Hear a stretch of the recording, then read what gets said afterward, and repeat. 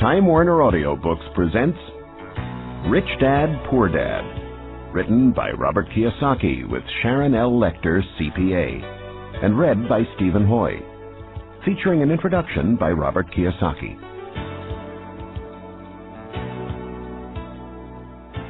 I had two fathers, a rich one and a poor one.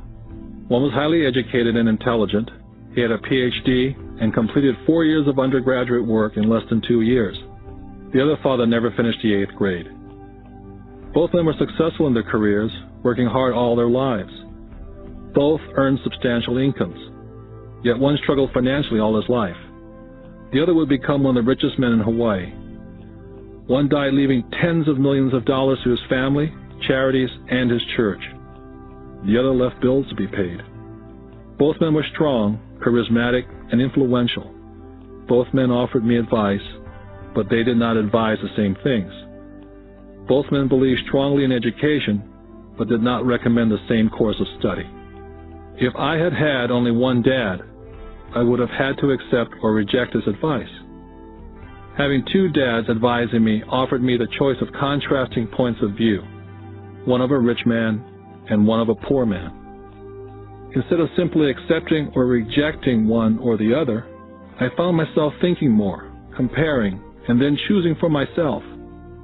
The problem was, the rich man was not rich yet, and the poor man not yet poor. Both were just starting out on their careers, and both were struggling with money and families. But they had very different points of view about the subject of money. For example, one dad would say, "The love of money is the root of all evil." The other, "The lack of money is the root of all evil." As a young boy, having two strong fathers, both influencing me, was difficult. I wanted to be a good son and listen, but the two fathers did not say the same things. The contrast in their points of view, particularly where money was concerned, was so extreme that I grew curious and intrigued. I began to start thinking for long periods of time about what each was saying. Much of my private time was spent reflecting, asking myself questions such as, "Why does he say that?" And then asking the same question of the other dad's statement. It would have been much easier to simply say, "Yeah, he's right, I agree with that," or to simply reject the point of view by saying, "The old man doesn't know what he's talking about." Instead, having two dads whom I love forced me to think and ultimately choose a way of thinking for myself. As a process, choosing to think for myself turned out to be much more valuable in the long run, rather than simply accepting or rejecting a single point of view. One of the reasons the rich get richer, the poor get poorer, and the middle class struggles in debt is because the subject of money is taught at home, not in school. Most of us learn about money from our parents. So what can a poor parent tell their child about money? They simply say, "Stay in school and study hard." The child may graduate with excellent grades, but with a poor person's financial programming and mindset. It was learned while the child was young. Money is not taught in schools. Schools focus on scholastic and professional skills, but not financial skills. This explains how smart bankers, doctors, and accountants who earned excellent grades in school may still struggle financially all their lives. Our staggering national debt is due in large part to highly educated politicians and government officials making financial decisions with little or no training on the subject of money. I often look ahead to the new millennium and wonder what will happen when we have millions of people who will need financial and medical assistance. They will be dependent upon their families or the government for financial support. What will happen when Medicare and Social Security run out of money? How will a nation survive if teaching children about money continues to be left to parents, most of whom will be, or already are, poor? Because I had two influential fathers, I learned from both of them. I had to think about each dad's advice, and in doing so, I gained valuable insight into the power and effect of one's thoughts on one's life. For example, one dad had a habit of saying, "I can't afford it." The other dad forbade those words to be used. He insisted I say, "How can I afford it?" One is a statement, and the other is a question. One lets you off the hook, and the other forces you to think. My soon-to-be rich dad would explain that by automatically saying the words, "I can't afford it," your brain stops working. By asking the question, "How can I afford it?" your brain is put to work. He did not mean buy everything you wanted. He was fanatical about exercising your mind, the most powerful computer in the world. My brain gets stronger every day because I exercise it. The stronger it gets, the more money I can make. He believed that automatically saying, "I can't afford it," was a sign of mental laziness.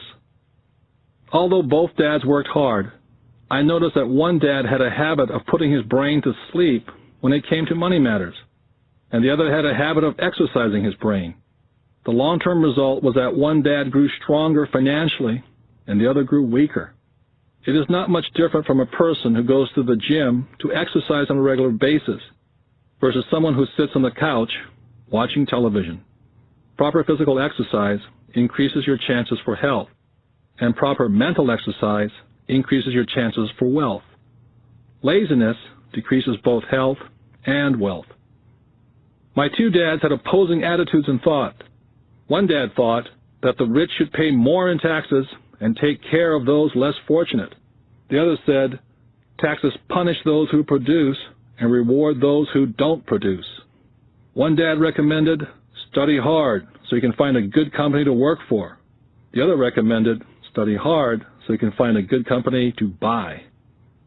One dad said, the reason I'm not rich is because I have you kids. The other said, the reason I must be rich is because I have you kids. One dad encouraged talking about money and business at the dinner table. The other forbade the subject of money to be discussed over a meal. One said, when it comes to money, play it safe and don't take risks. The other said, learn to manage risk. One believed, our home is our largest investment and our greatest asset. The other believed, my house is a liability, and if your house is your largest investment, you're in trouble. Both dads paid their bills on time, yet one paid his bills first, while the other paid his bills last. Being a product of two strong dads allowed me the luxury of observing the effects different thoughts have on one's life. I noticed that people really do shape their life through their thoughts. For example, my poor dad always said, I'll never be rich, and that prophecy became reality. My rich dad, on the other hand, always referred to himself as rich. He would say things like, I'm a rich man, and rich people don't do this. Even when he was flat broke, after a major financial setback, he continued to refer to himself as a rich man. He would cover himself by saying, there's a difference between being poor and being broke. Broke is temporary, and poor is eternal. My poor dad would also say, I'm not interested in money, or money doesn't matter. My rich dad always said, money is power. The power of our thoughts may never be measured or appreciated, but it became obvious to me as a young boy to be aware of my thoughts and how I expressed myself. I noticed that my poor dad was poor not because of the amount of money he earned, which was significant, but because of his thoughts and his actions. As a young boy, having two fathers, I became acutely aware of being careful which thoughts I chose to adopt as my own. Whom should I listen to, my rich dad or my poor dad? Although both men had tremendous respect for education and learning, they disagreed in what they thought was important to learn. One wanted me to study hard, earn a degree, and get a good job to work for money. He wanted me to study to become a professional, an attorney, or an accountant, or to go to business school for my MBA. The other encouraged me to study to be rich, to understand how money works, and learn how to have it work for me. I don't work for money, were the words he would repeat over and over. Money works for me. At the age of 9, I decided to listen to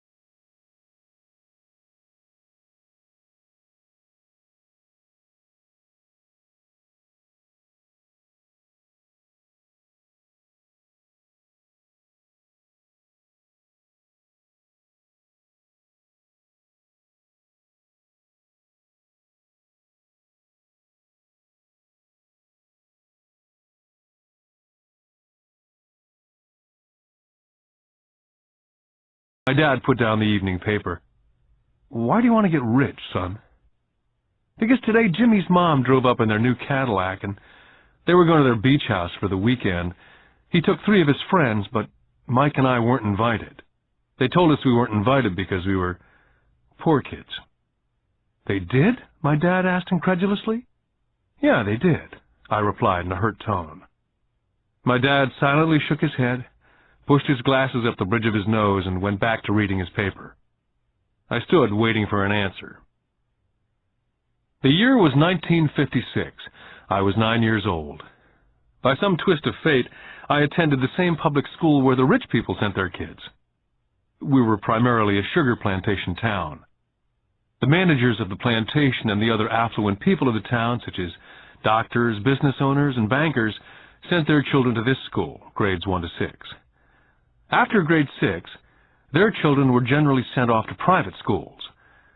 Because my family lived on one side of the street, I went to this school. Had I lived on the other side of the street, I would have gone to a different school with kids from families more like mine. After grade 6, these kids and I would go on to the public intermediate and high school. There was no private school for them or for me. My dad finally put down the paper. "Well, son," he began slowly, "if you want to be rich, you have to learn to make money." "How do I make money?" I asked. "Well, use your head, son," he said, smiling. Which really meant, "That's all I'm going to tell you," or, "I don't know the answer, so don't embarrass me." The next morning I told my best friend Mike what my dad had said. As best I could tell, Mike and I were the only poor kids in this school. Mike was like me in that he was in this school by a twist of fate. Someone had drawn a jog in a line for the school district, and we wound up in school with the rich kids. "So what do we do to make money?" Mike asked. "I don't know," I said. "But do you want to be my partner?" He agreed. And so on that Saturday morning, Mike became my first business partner. We spent all morning coming up with ideas on how to make money. Finally, that afternoon, a bolt of lightning came through our heads. It was an idea that Mike had gotten from a science book he'd read. Excitedly, we shook hands, and the partnership now had a business.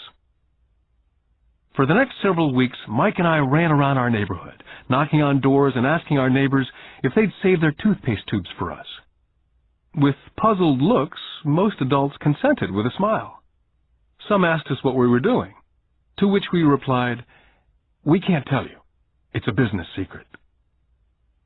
My mom grew distressed as the weeks wore on. We had selected a site next to her washing machine as the place we would stockpile our raw materials. In a brown cardboard box that one time held ketchup bottles, our little pile of used toothpaste tubes began to grow. One day my dad drove up to see 2 9-year-old boys in the driveway with a production line operating at full speed. Fine white powder everywhere. On a long table were small milk cartons from school, and our family's hibachi grill was glowing with red-hot coals at maximum heat. Dad walked up cautiously, having to park the car at the base of the driveway, since the production line blocked the carport. As he got closer, he saw a steel pot sitting on top of the coals, with the toothpaste tubes being melted down. In those days, toothpaste did not come in plastic tubes. The tubes were made of lead. So once the paint was burned off, the tubes were dropped in a small steel pot, melted until they became liquid, and with my mom's pot holders, we were pouring the lead through a small hole in the top of the milk cartons. The milk cartons were filled with plaster of Paris. The white powder everywhere was the plaster before we mixed it with water. The milk cartons were the outer containers for plaster of Paris molds. My dad watched as we carefully poured the molten lead through a small hole in the top of the plaster of Paris cube. "What are you boys doing?" he asked with a cautious smile. "We're doing what you told me to do. We're going to be rich," I said. "Yep," said Mike, grinning and nodding his head. "We're partners." "And what is in those plaster molds?" Dad asked. "Watch," I said. "This should be a good batch." With a small hammer, I tapped at the seal that divided the cube in half.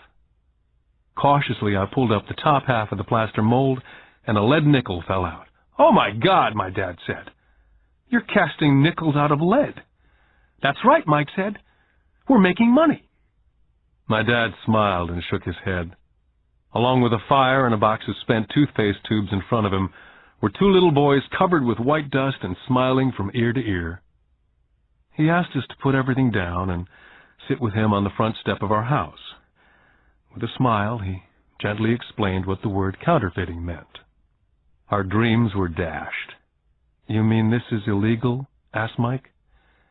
"Yes, it is illegal," my dad said gently. "But you boys have shown great creativity and original thought.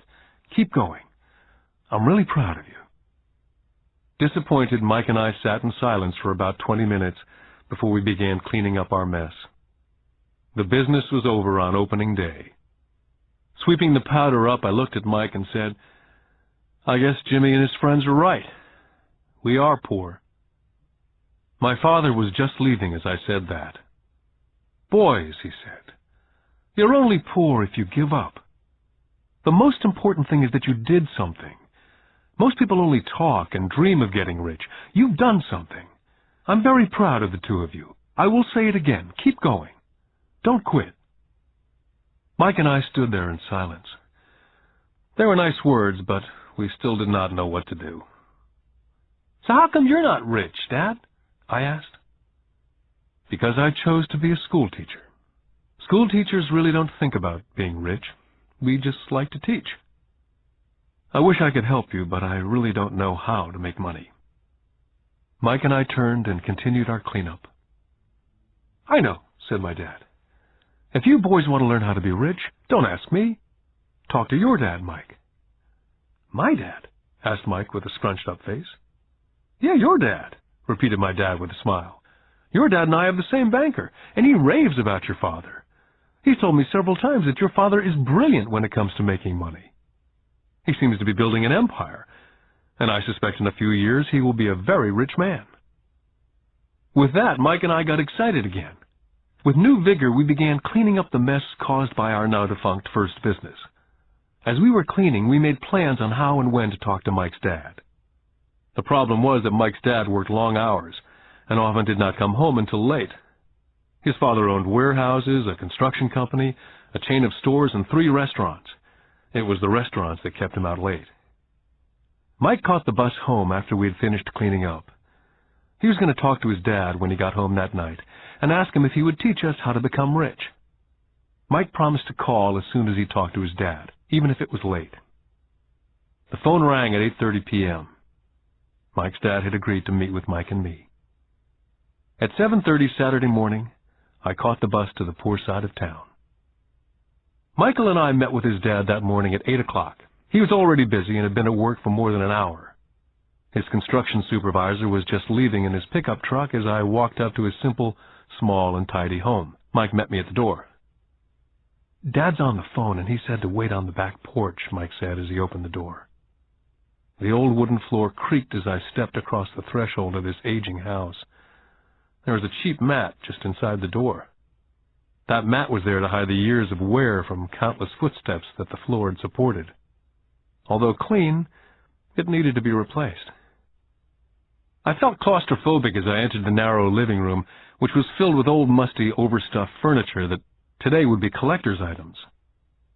Sitting on the couch were 2 women, a little older than my mom. Across from the women sat a man in workman's clothes. They smiled as Mike and I walked past them, heading for the kitchen, which led to the porch that overlooked the backyard. I smiled back shyly. "Who are those people?" I asked. "Oh, they work for my dad. The older man runs his warehouses, and the women are the managers of the restaurants. And you saw the construction supervisor who's working on a road project about 50 miles from here. His other supervisor, who's building a tract of houses, had already left before you got here." "Does this go on all the time?" I asked. "Not always, but quite often," said Mike, smiling as he pulled up a chair to sit down next to me. "I asked him if he'd teach us to make money," Mike said. "Oh? And what did he say to that?" I asked with cautious curiosity. "Well, he had a funny look on his face at first, and then he said he would make us an offer." "Oh," I said, rocking my chair back against the wall. I sat there perched on 2 rear legs of the chair. Mike did the same thing. Suddenly, Mike's dad burst through the rickety screen door and onto the porch. Mike and I jumped to our feet, not out of respect, but because we were startled. "Ready, boys?" Mike's dad asked as he pulled up a chair to sit down with us. We nodded our heads as we pulled our chairs away from the wall to sit in front of him. He was a big man, about 6 feet tall and 200 pounds. "Mike says that you want to learn how to make money. Is that correct, Robert?" I nodded my head quickly, but with a little intimidation. He had a lot of power behind his words and smile. "Okay, here's my offer. I'll teach you, but I won't do it classroom style. You work for me, and I'll teach you. You don't work for me, I don't teach you. I can teach you faster if you work, and I'm wasting my time if you just want to sit and listen like you do in school. That's my offer. Take it or leave it." May I ask a question first?" I asked. "Nope, take it or leave it. I've got too much work to do to waste my time. If you can't make up your mind decisively, then you'll never learn to make money anyway." "Take it," I said. "Take it," said Mike. "Good," said Mike's dad. "Mrs. Martin will be by in 10 minutes. After I'm through with her, you ride with her to my superette, and you can begin working. I'll pay you 10 cents an hour, and you will work for 3 hours every Saturday." "But I have a softball game today," I said. Mike's dad lowered his voice to a stern tone. "Take it or leave it," he said. "I'll take it," I replied, choosing to work and learn instead of playing softball. By 9 a.m. on a beautiful Saturday morning, Mike and I were working for Mrs. Martin. She was a kind and patient woman. She always said that Mike and I reminded her of her 2 sons who were grown and gone. Although kind, she believed in hard work, and she kept us working. She was a taskmaster. We spent 3 hours taking canned goods off the shelves, and with a feather duster, brushing each can to get the dust off, and then restacking them neatly. It was excruciatingly boring work. For 3 weeks, Mike and I reported to Mrs. Martin and worked our 3 hours. By noon, our work was over, and she dropped 3 little dimes in each of our hands. Now, even at the age of 9 in the mid-50s, 30 cents was not too exciting. Comic books cost 10 cents back then, so I usually spent my money on comic books and went home. By Wednesday of the 4th week, I was ready to quit. I had agreed to work only because I wanted to learn to make money from Mike's dad. And now I was a slave for 10 cents an hour. On top of that, I had not seen Mike's dad since that first Saturday. "I'm quitting," I told Mike at lunchtime. The school lunch was miserable. School was boring, and now I didn't even have my Saturdays to look forward to. But it was the 30 cents that really got to me. Mike smiled. "Dad said this would happen. He said to meet with him when you were ready to quit." "What?" I said indignantly. "He's been waiting for me to get fed up?" "Sort of," Mike said. "Dad's kind of different. He teaches differently from your dad. Your mom and dad lecture a lot. My dad is quiet and a man of few words. You just wait till this Saturday. I'll tell him you're ready." "You mean I've been set up?" "No, not really, but maybe. Dad will explain on Saturday." I was ready to face him, and I was prepared. Even my real dad was angry with him. My real dad, the one I call the poor one, thought that my rich dad was violating child labor laws and should be investigated. My educated dad told me to demand what I deserve, at least 25 cents an hour. My poor dad told me that if I didn't get a raise, I was to quit immediately. At 8 o'clock Saturday morning, I was going through the same rickety door of Mike's house. "Take a seat and wait in line," Mike's dad said as I entered. He turned and disappeared into his little office next to a bedroom. I looked around the room and didn't see Mike anywhere. Feeling awkward, I cautiously sat down next to the same 2 women who were there 4 weeks earlier. They smiled and slid across the couch to make room for me. 45 minutes went by, and I was steaming. The 2 women had met with him and left 30 minutes earlier. An older gentleman was in there for 20 minutes and was also gone.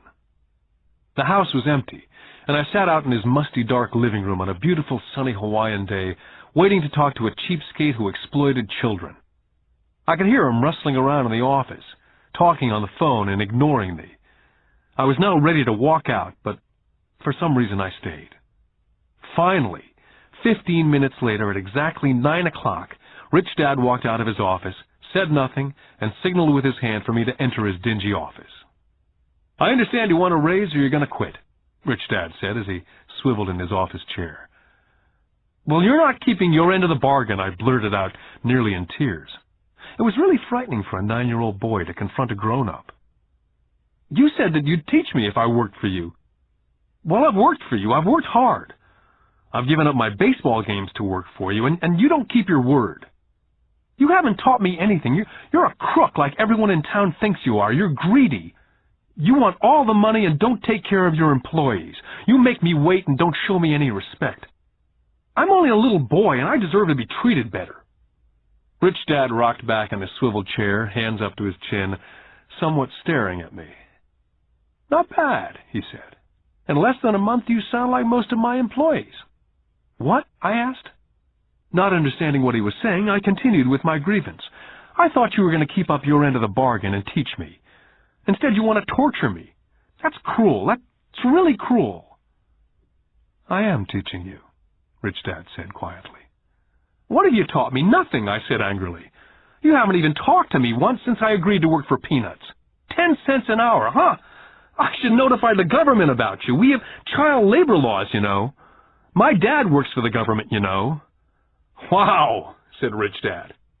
"Now you sound like most of the people who used to work for me. People I've either fired or they've quit." "So what do you have to say?" I demanded, feeling pretty brave for a little kid. "How do you know that I've not taught you anything?" asked Rich Dad calmly. "Well, you've never talked to me. I've worked for 3 weeks, and you've not taught me anything," I said with a pout. "Does teaching mean talking or a lecture?" Rich Dad asked. "Well, yes," I replied. "That's how they teach you in school," he said, smiling. "But that is not how life teaches you. And I would say that life is the best teacher of all. Most of the time, life does not talk to you, just sort of pushes you around. Each push is life saying, 'Wake up. There's something I want you to learn.'" I had no idea what he was talking about. Life pushes all of us around. Some give up, others fight. A few learn the lesson and move on. They welcome life pushing them around. To these few people, it means they need and want to learn something. They learn and move on. Most quit, and a few, like you, fight. Rich Dad stood and shut the creaky old wooden window that needed repair. "If you learn this lesson, you will grow into a wise, wealthy, and happy young man. If you don't, you will spend your life blaming a job, low pay, or your boss for your problems. You'll live life hoping for that big break that'll solve all your money problems." Rich Dad looked over to me to see if I was still listening. His eyes met mine. We stared at each other, streams of communication going between us through our eyes. Finally, I pulled away once I had absorbed his last message. I knew he was right. I was blaming him, and I did ask to learn. I was fighting. Rich Dad continued, "Or if you're the kind of person who has no guts, you just give up every time life pushes you. If you're that kind of person, you'll live all your life playing it safe, doing the right things, saving yourself for some event that never happens. Then you die a boring old man. You'll have lots of friends who'll really like you because you were such a nice, hard-working guy. You spent a life playing it safe, doing the right things. But the truth is, you let life push you into submission. Deep down, you were terrified of taking risks. You really wanted to win, but the fear of losing was greater than the excitement of winning.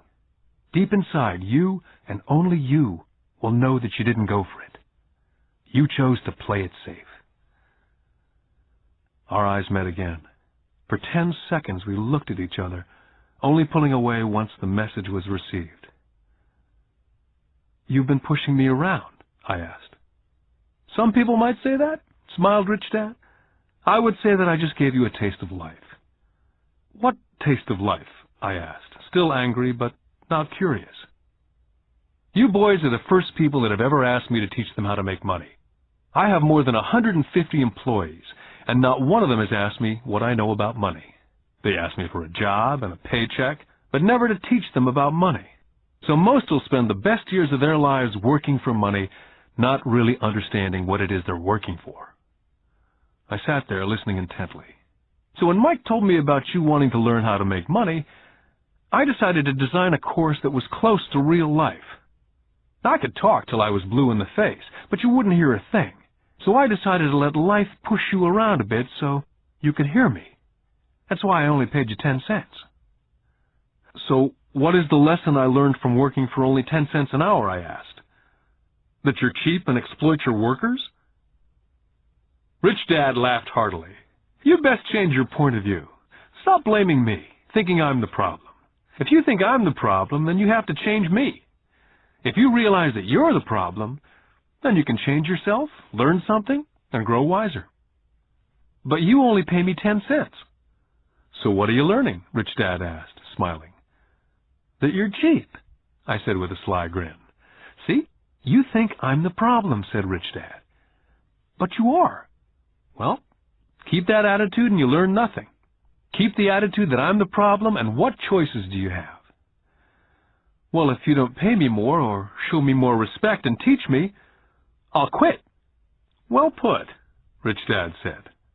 And that's exactly what most people do. They quit and go looking for another job, better opportunity, and higher pay, actually thinking that a new job or more pay will solve the problem. In most cases, it won't. So what will solve the problem, I asked? Just take this measly 10 cents an hour and smile? Rich Dad smiled. That's what the other people do. Just accept a paycheck, knowing that they and their family will struggle financially. But that's all they do. Waiting for a raise, thinking that more money will solve the problem. Most just accept it, and some take a second job working harder, but again accepting a small paycheck. I sat staring at the floor, beginning to understand the lesson Rich Dad was presenting. I could sense it was a taste of life. Finally, I looked up and repeated the question. So what will solve the problem? This, he said, tapping me gently on the head. This stuff between your ears. It was at that moment that Rich Dad shared the pivotal point of view that separated him from his employees and my poor dad, and led him to eventually become one of the richest men in Hawaii, while my highly educated but poor dad struggled financially all his life. It was a singular point of view that made all the difference over a lifetime. Rich Dad said over and over this point of view, which I call lesson number 1. The rich don't work for money. On that bright Saturday morning, I was learning a completely different point of view from what I'd been taught by my poor dad. At the age of 9, I grew aware that both dads wanted me to learn. Both dads encouraged me to study, but not the same things. My highly educated dad recommended that I do what he did. Son, I want you to study hard, get good grades, so you can find a safe, secure job with a big company, and make sure it has excellent benefits. My rich dad wanted me to learn how money works, so I could make it work for me. These lessons I would learn through life with his guidance, not because of a classroom. My rich dad continued my first lesson. I'm glad you get angry about working for 10 cents an hour. If you'd not gotten angry, and had gladly accepted it, I would have to tell you that I could not teach you. You see, true learning takes energy, passion, a burning desire. Anger is a big part of that formula, for passion is anger and love combined. When it comes to money, most people want to play it safe and feel secure, so passion does not direct them, fear does. So is that why they'll take a job with low pay? I asked. Yes, said Rich Dad. Some people say I exploit people because they don't pay as much as the sugar plantation or the government. I say people exploit themselves. It's their fear, not mine. But don't you feel you should pay them more? I asked. I don't have to. And besides, more money will not solve the problem. Just look at your dad. He makes a lot of money and he still can't pay his bills. Most people, given more money, only get into more debt. So that's why the 10 cents an hour, I said, smiling. It's a part of the lesson. That's right, smiled Rich Dad. You see, your dad went to school and got an excellent education so he could get a high-paying job, which he did.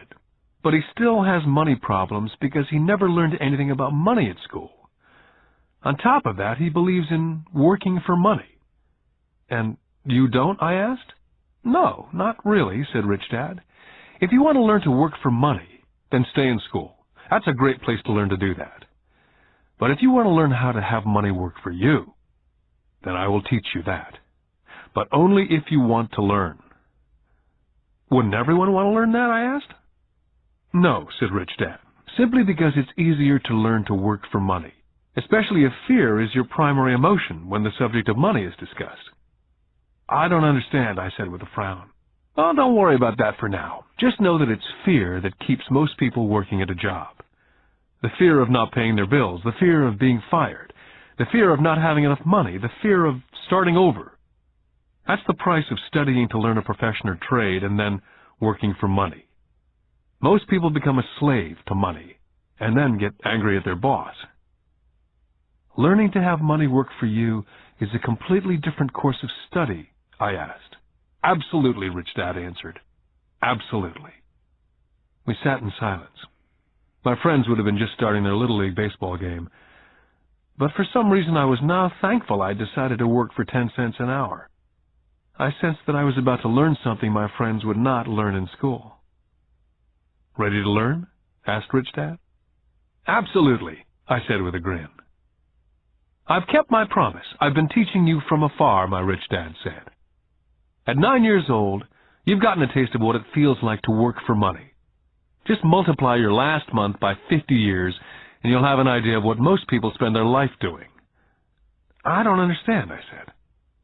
How did you feel waiting in line to see me? Once to get hired and once to ask for more money. Terrible, I said. If you choose to work for money, that is what life is like for many people, said Rich Dad. And how did you feel when Mrs. Martin dropped 3 dimes in your hand for 3 hours' work? I felt like it wasn't enough. It seemed like nothing. I was disappointed, I said. And that is how most employees feel when they look at their paychecks, especially after all the tax and other deductions are taken out. At least you got 100%. You mean most workers don't get paid everything? I asked with amazement. Heavens, no, said Rich Dad. The government always takes its share first. How do they do that? I asked. Taxes, said Rich Dad. You're taxed when you earn, you're taxed when you spend, you're taxed when you save, you're taxed when you die. Why do people let the government do that to them? The rich don't, said Rich Dad with a smile. The poor and the middle class do. I'll bet you that I earn more than your dad, yet he pays more in taxes. How can that be, I asked. As a 9-year-old boy, that made no sense to me. Why would someone let the government do that to them? Rich Dad sat there in silence. I guess he wanted me to listen instead of jabber away at the mouth. Finally, I calmed down. I did not like what I had heard. I knew my dad complained constantly about paying so much in taxes, but really did nothing about it. Was that life pushing him around? Rich Dad rocked slowly and silently in his chair, just looking at me. Ready to learn? He asked. I nodded my head slowly. Learning how to have money work for you is a lifetime study. Most people go to college for 4 years and their education ends. I already know that my study of money will continue over a lifetime simply because the more I find out, the more I find out I need to know. Most people never study the subject. They go to work, get their paycheck, balance their checkbooks, and that's it. On top of that, they wonder why they have money problems. Then they think that more money will solve the problem. Few realize that it's their lack of financial education that is the problem. So, my dad has tax problems because he doesn't understand money? I asked, confused. Look, said Rich Dad, taxes are just one small section on learning how to have money work for you. Today, I just wanted to find out if you still have the passion to learn about money. Most people don't. They want to go to school, learn a profession, have fun at their work, and earn lots of money. One day they wake up with big money problems, and then they can't stop working. That's the price of only knowing how to work for money, instead of studying how to have money work for you. So, do you still have the passion to learn? Asked Rich Dad. I nodded my head. Good, said Rich Dad. Now get back to work. This time I will pay you nothing. What? I asked in amazement. You heard me. Nothing. You'll work the same 3 hours every Saturday, but this time you will not be paid 10 cents an hour. You said you wanted to learn to not work for money, so I'm not going to pay you anything. I couldn't believe what I was hearing. I've already had this conversation with Mike. He's already working, dusting, and stacking canned goods for free. You better hurry up and get back there. I stood there, still not believing what a raw deal I'd been handed. Here I came to ask for a raise, and now I was being told to keep working for nothing. Rich Dad tapped me on the head and said, "Use this. Now get out of here." I didn't tell my poor dad I wasn't being paid. He would not have understood, and I did not want to try to explain something that I did not yet understand myself. For 3 more weeks, Mike and I worked for 3 hours every Saturday for nothing. The work didn't bother me, and the routine got easier. It was the missed baseball games and not being able to afford to buy a few comic books that got to me. Rich Dad stopped by at noon on the 3rd week. We heard his truck pull up in the parking lot and sputter when the engine was turned off. He entered the store and greeted Mrs. Martin with a hug. After finding out how things were going in the store, he reached into the ice cream freezer, pulled out 2 bars, paid for them, and signaled to Mike and me, "Let's go for a walk, boys." We crossed the street, dodging a few cars, and walked across a large grassy field where a few adults were playing softball. Sitting down at a remote picnic table, he handed Mike and me the ice cream bars. "How's it going, boys?" "Okay," Mike said. I nodded in agreement. "Learn anything yet?" Rich Dad asked. Mike and I looked at each other, shrugged our shoulders, and shook our heads in unison. "Well, you boys had better start thinking. You're staring at one of life's biggest lessons. If you learn the lesson, you'll enjoy a life of great freedom and security. If you don't learn the lesson, you'll wind up like Mrs. Martin and most of the people playing softball in this park.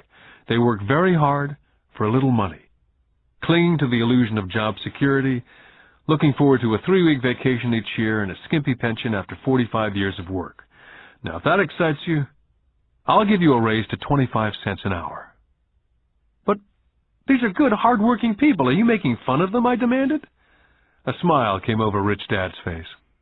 "Mrs. Martin's like a mother to me, and I would never be that cruel. I may sound cruel because I'm doing my best to point something out to the 2 of you.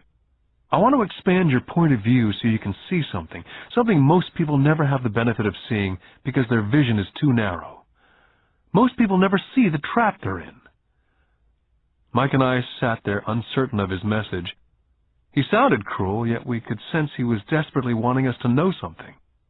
With a smile, Rich Dad said, "Doesn't that 25 cents an hour sound good? Doesn't that make your heart beat a little faster?" I shook my head no, but it really did. 25 cents an hour would be big bucks to me. "Okay, I'll pay you $1 an hour," Rich Dad said with a sly grin. Now my heart was beginning to race. My brain was screaming, "Take it, take it." I could not believe what I was hearing. Still, I said nothing. "Okay, $2 an hour." My little 9-year-old brain and heart nearly exploded. After all, it was 1956, and being paid $2 an hour would have made me the richest kid in the world. I couldn't imagine earning that kind of money. I wanted to say yes, but somehow my mouth stayed silent. Maybe my brain had overheated and blown a fuse, but deep down I badly wanted that $2 an hour. The ice cream had melted and was running down my hand. Rich Dad was looking at 2 boys staring back at him, eyes wide open and brains empty. He knew that he was testing us, and he knew there was part of our emotions that wanted to take the deal. "Okay," he said, $5 an hour. Suddenly there was a silence from inside me. Something had changed. The offer was too big and had gotten ridiculous. Not too many grown-ups in 1956 made more than $5 an hour. The temptation disappeared and a calm set in. Slowly I turned to my left to look at Mike. He looked back at me. The part of my soul that was weak and needy was silenced. The part of me that had no price took over. There was a calm and a certainty about money that entered my brain and my soul. I knew Mike had gotten to that point also. "Good," Rich Dad said softly. "Most people have a price. And they have a price because of human emotions named fear and greed. First, the fear of being without money motivates us to work hard. And then once we get that paycheck, greed or desire starts us thinking about all the wonderful things money can buy. The pattern is then set. What pattern, I asked. The pattern of get up, go to work, pay bills, get up, go to work, pay bills. Their lives are then run forever by two emotions, fear and greed. Offer them more money, and they continue the cycle by also increasing their spending. This is what I call the rat race. There is another way, Mike asked. Yes, said Rich Dad slowly, but only a few people find it. And what is that way? Mike asked. That's what I hope you boys will find out as you work and study with me. That is why I took away all forms of pay. Any hints? Mike asked. We're kind of tired of working hard, especially for nothing. Well, the first step is telling the truth, said Rich Dad. We haven't been lying, I said. I did not say you were lying. I said to tell the truth, Rich Dad came back. The truth about what? I asked. How you're feeling, Rich Dad said. You don't have to say it to anyone else, just yourself. You mean the people in this park, the people who work for you, Mrs. Martin, they don't do that? I asked. I doubt it, Rich Dad said. Instead, they feel the fear of not having money. Instead of confronting the fear, they react instead of think. They react emotionally instead of using their heads, Rich Dad said, tapping us on our heads. Then they get a few bucks in their hands, and again the emotion of joy and desire and greed take over. And again they react instead of think. So their emotions do their thinking, Mike said. That's correct, said Rich Dad. Money is running their lives, and they refuse to tell the truth about that. Money is in control of their emotions, and hence their souls. Rich Dad sat quietly, letting his words sink in. Realizing we had absorbed as much as possible of what he was talking about, Rich Dad said, I want you boys to avoid that trap. That is really what I want to teach you. Not just to be rich, because being rich does not solve the problem. It doesn't, I asked, surprised. No, it doesn't. Let me finish with the other emotion, which is desire. Some call it greed, but I prefer desire. It's perfectly normal to desire something better, prettier, more fun or exciting. So people also work for money because of desire. They desire money for the joy they think it can buy. But the joy that money brings is often short-lived, and they soon need more money for more joy, more pleasure, more comfort, more security. So they keep working, thinking money will soothe their souls that are troubled by fear and desire, but money cannot do that. Even for rich people, Mike asked? Rich people included, said Rich Dad. In fact, the reason many rich people are rich is not because of desire, but because of fear. They actually think that money can eliminate that fear of not having money, of being poor. So they amass tons of it only to find out that the fear gets worse. They now fear losing it. I have friends who keep on working even though they have plenty. I know people who have millions who are more afraid now than when they were poor. They're terrified of losing all their money. I want to teach you to master the power of money, not be afraid of it. And they don't teach that in school. If you don't learn it, you can become a slave to money. It was finally making sense. He did want us to widen our views, to see what Mrs. Martin could not see, his employees could not see, or my dad for that matter. He used examples that sounded cruel at the time, but I've never forgotten them. My vision widened that day, and I could begin to see the trap that lay ahead for most people. You see, we're all employees, ultimately. We just work at different levels, said Rich Dad. I just want you boys to have a chance to avoid the trap. The trap caused by those two emotions, fear and desire. Use them in your favor, not against you. That's what I want to teach you. I'm not interested in just teaching you to make a pile of money. That won't handle the fear or desire. If you don't first handle fear and desire and you get rich, you'll only be a high-paid slave. So how do we avoid the trap? I asked. The main cause of poverty or financial struggle is fear and ignorance, not the economy or the government or the rich. It's self-inflicted fear and ignorance that keeps people trapped. So you boys go to school and get your college degrees. I'll teach you how to stay out of the trap. The pieces of the puzzle were appearing. My highly educated dad had a great education and a great career, but school never told him how to handle money or his fears. It became clear that I could learn different and important things from two fathers. So you've been talking about the fear of not having money. How does the desire of money affect our thinking? Mike asked. How did you feel when I tempted you with a pay raise? Did you notice your desires rising? We nodded our heads. By not giving in to your emotions, you were able to delay your reactions and think. That's most important. We will always have emotions of fear and greed. From here on in, it's most important for you to use those emotions to your advantage and for the long term, and not simply let your emotions run you by controlling your thinking. Most people use fear and greed against themselves. That's the start of ignorance. Most people live their lives chasing paychecks, pay raises, and job security because of the emotions of desire and fear, not really questioning where those emotion-driven thoughts are leading them.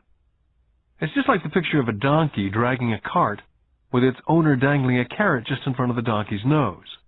The donkey's owner may be going where he wants to go, but the donkey is chasing an illusion.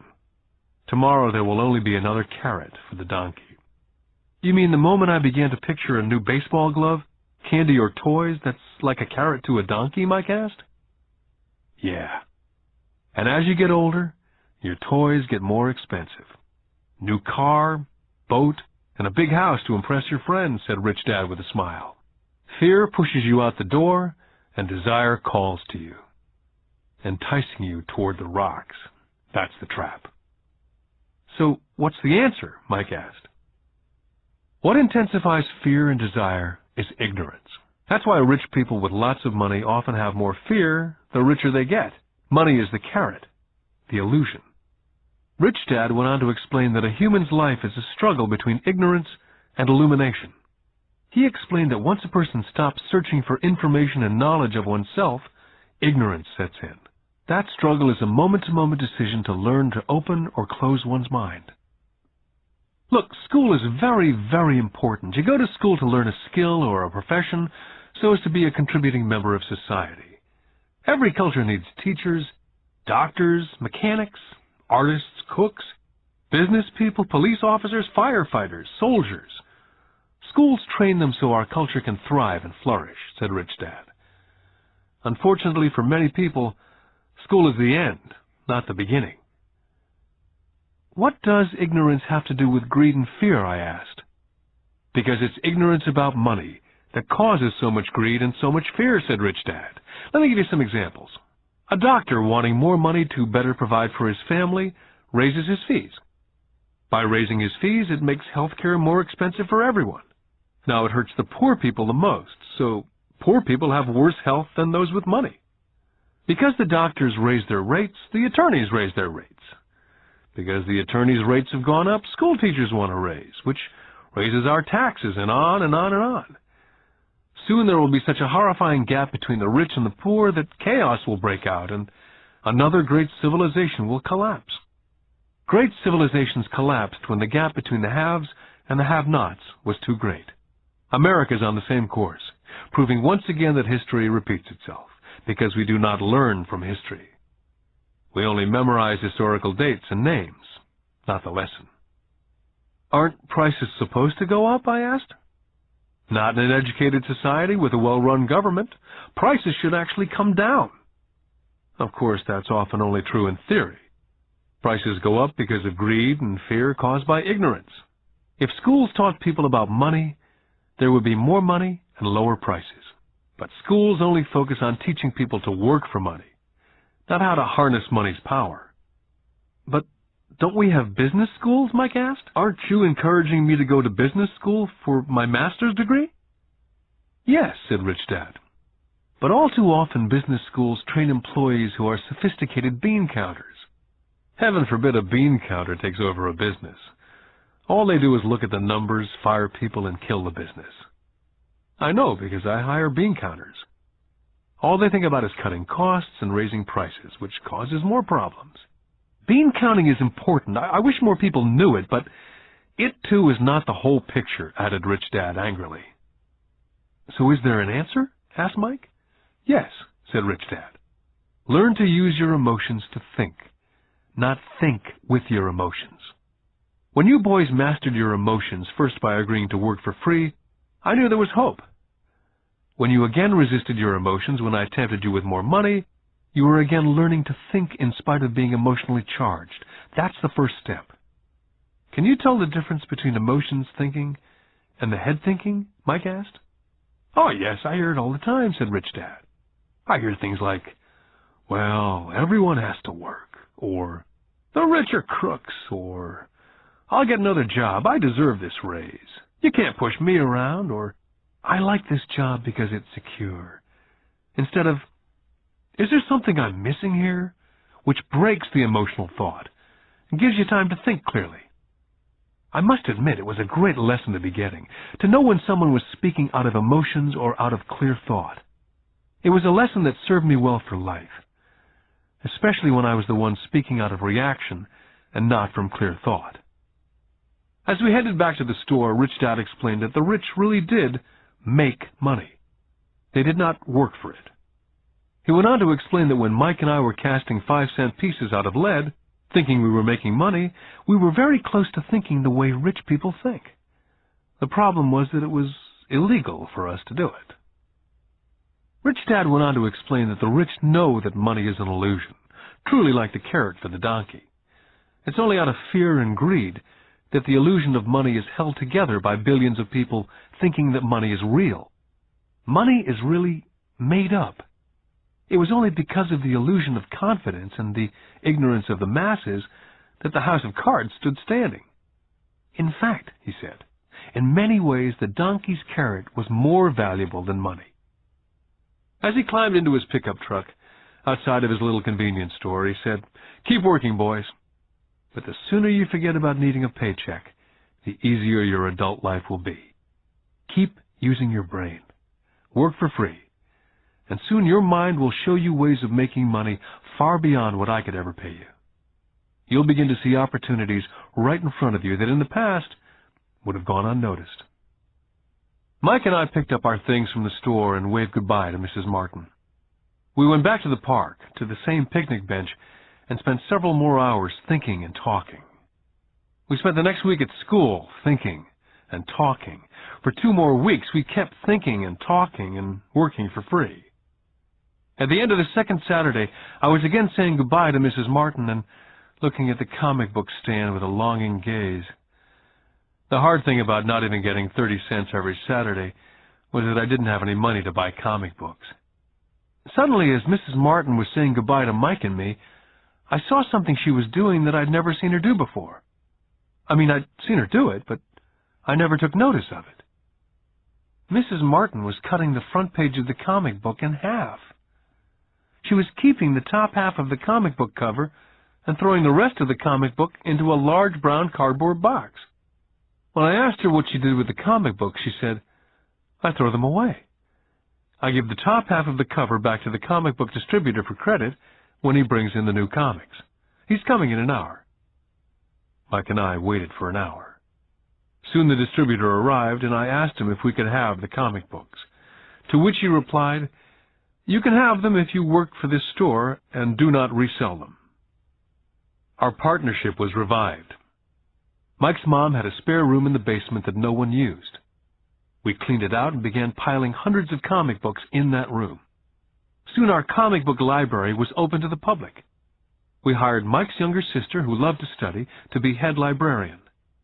She charged each child 10 cents admission to the library, which was open from 2:30 to 4:30 p.m. every day after school. The customers, the children of the neighborhood, could read as many comics as they could in 2 hours. It was a bargain for them, since a comic cost 10 cents each, and they could read 5 or 6 in 2 hours. Mike's sister would check the kids as they left to make sure they weren't borrowing any comic books. She also kept the books, logging in how many kids showed up each day, who they were, and any comments they might have. Mike and I averaged $9.50 per week over a 3-month period. We paid his sister $1 a week and allowed her to read the comics for free, which she rarely did since she was always studying.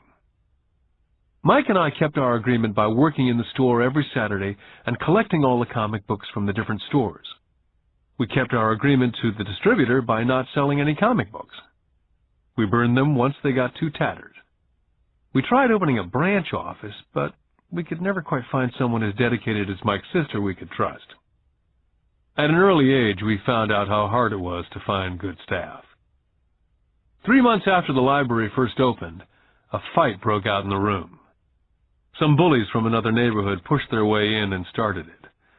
Mike's dad suggested we shut down the business. So our comic book business was shut down and we stopped working on Saturdays at the convenience store. Anyway, Rich Dad was excited because he had new things he wanted to teach us.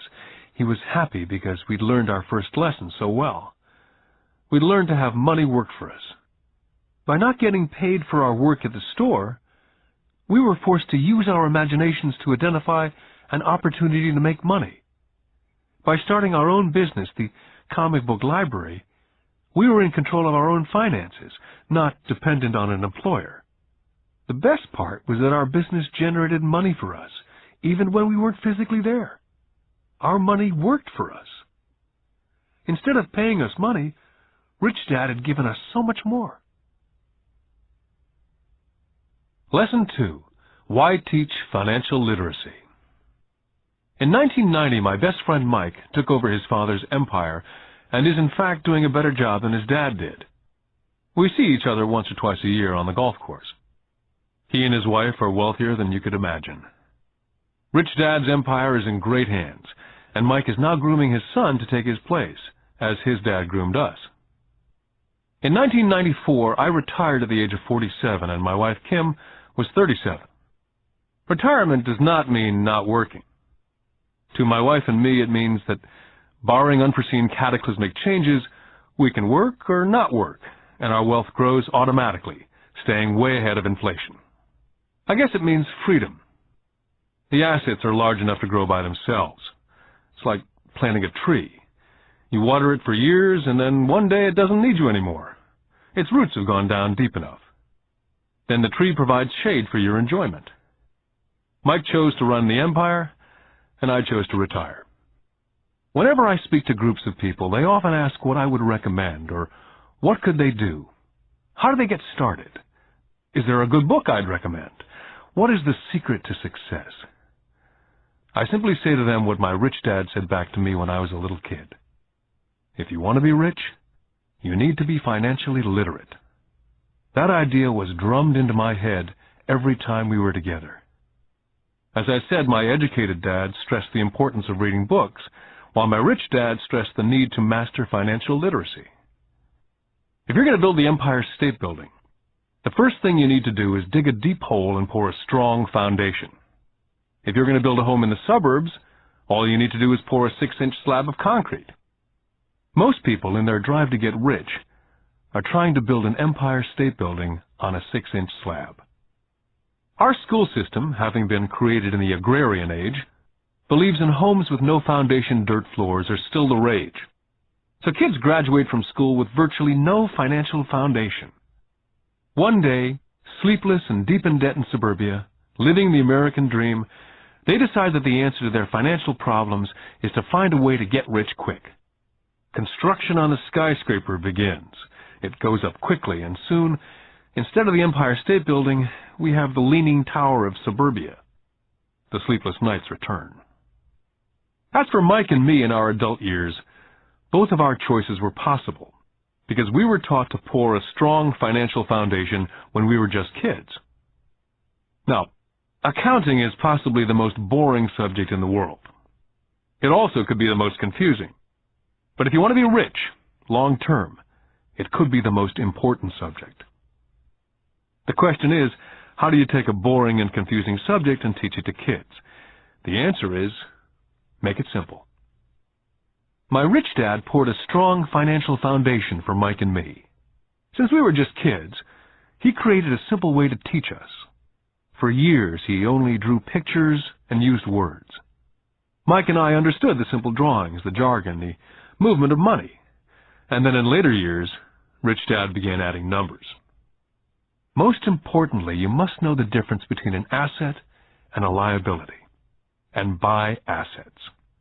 If you want to be rich, this is all you need to know. It is rule number 1. It is the only rule. This may sound absurdly simple, but most people have no idea how profound this rule is.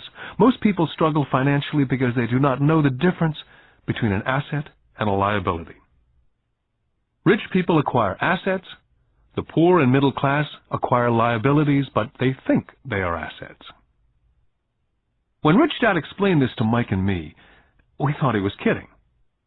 Here we were nearly teenagers and waiting for the secret to get rich, and this was his answer. It was so simple that we had to stop for a long time to think about it. If it's that simple, how come everyone's not rich? I asked. Rich Dad smiled, because people do not know the difference between an asset and a liability. I remember asking, how can adults be so silly?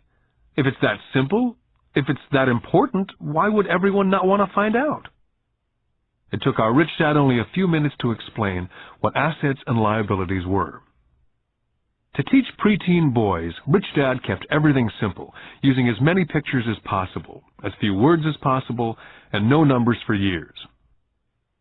My Rich Dad simply drew a vertical box with a line through the middle. The top half was for income, and the bottom half was for expenses. Then beneath that box, he drew another box horizontally, which he divided into a left half for assets and a right half for liabilities. The income statement, often called a profit and loss statement, measures income and expenses, money in or money out. The second set of boxes is the balance sheet. It's called that because it's supposed to balance assets against liabilities. That relationship is vital to understand. The primary cause of financial struggle is simply not knowing the difference between an asset and a liability. The cause of the confusion is found in the definition of the two words. If you want a lesson in confusion, simply look up the words asset and liability in the dictionary. So my Rich Dad simply told two young boys the following. An asset is something that puts money in my pocket. A liability is something that takes money out of my pocket. This is really all you need to know. If you want to be rich, simply spend your life buying assets. If you want to be poor or middle class, spend your life buying liabilities. It's not knowing the difference that causes most of the financial struggle in the real world. My Rich Dad then drew 3 arrows on his diagram. He explained, the arrow represents the flow of cash, or cash flow. In 80% of most families, the financial story is a story of working hard in an effort to get ahead. It's not because they don't make money, but because they spend their lives buying liabilities instead of assets. The first arrow showed the cash flow pattern of a poor person or a young person still at home. The arrow goes into the income box from a job or salary. It then continues into the expense box. Expenses include taxes, rent, and everyday living expenses. It flows out the expense box and is gone. The second arrow Rich Dad drew represented the cash flow pattern of a middle-class person. The arrow flows from a job into the income box.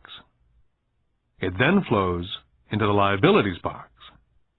Most middle-class people acquire many liabilities, such as a mortgage, a car loan, and credit card debt. From the liabilities box, it flows to the expense box, where the monthly payments are made for the liabilities, as well as taxes and living expenses. From there, it flows out the expense box and is gone. The third arrow is the pattern of a wealthy person. This arrow simply flows from the asset box into the income box. The cash flow is not generated by a job or salary, but by assets. Remember, assets are things that put money in your pocket. Additionally, the rich have few expenses and liabilities, or if they do, those liabilities are more than covered by their assets. Examples such as these are oversimplified. Everyone has living expenses, the need for food, shelter, and clothing. The diagrams Rich Dad drew showed the flow of cash through a poor, middle class, or wealthy person's life. It's the cash flow that tells the story. It's the story of how a person handles their money, what they do after they get the money in their hand. I cringe whenever I hear people ask me how to get rich quicker. Or how do they start? I often hear, I'm in debt, so I need to make more money. But more money will often not solve the problem. In fact, it may actually accelerate the problem. Money often makes obvious our tragic human flaws. Money often puts a spotlight on what we do not know. That's why, all too often, a person who comes into a sudden windfall of cash, let's say an inheritance, a pay raise, or lottery winnings, soon returns to the same financial mess, if not worse than the mess they were in before they received the money. Money only accentuates the cash flow pattern running in your head. If your pattern is to spend everything you get, most likely an increase in cash will just result in an increase in spending. Thus the saying, a fool and his money is one big party.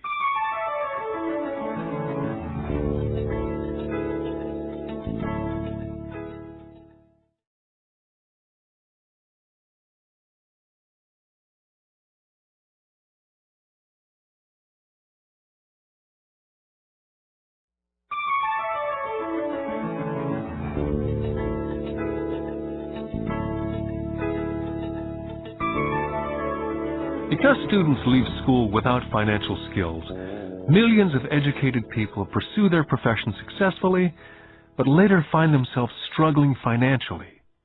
They work harder but don't get ahead. What's missing from their education is not how to make money, but how to spend money. What to do after you make it. It's called financial aptitude.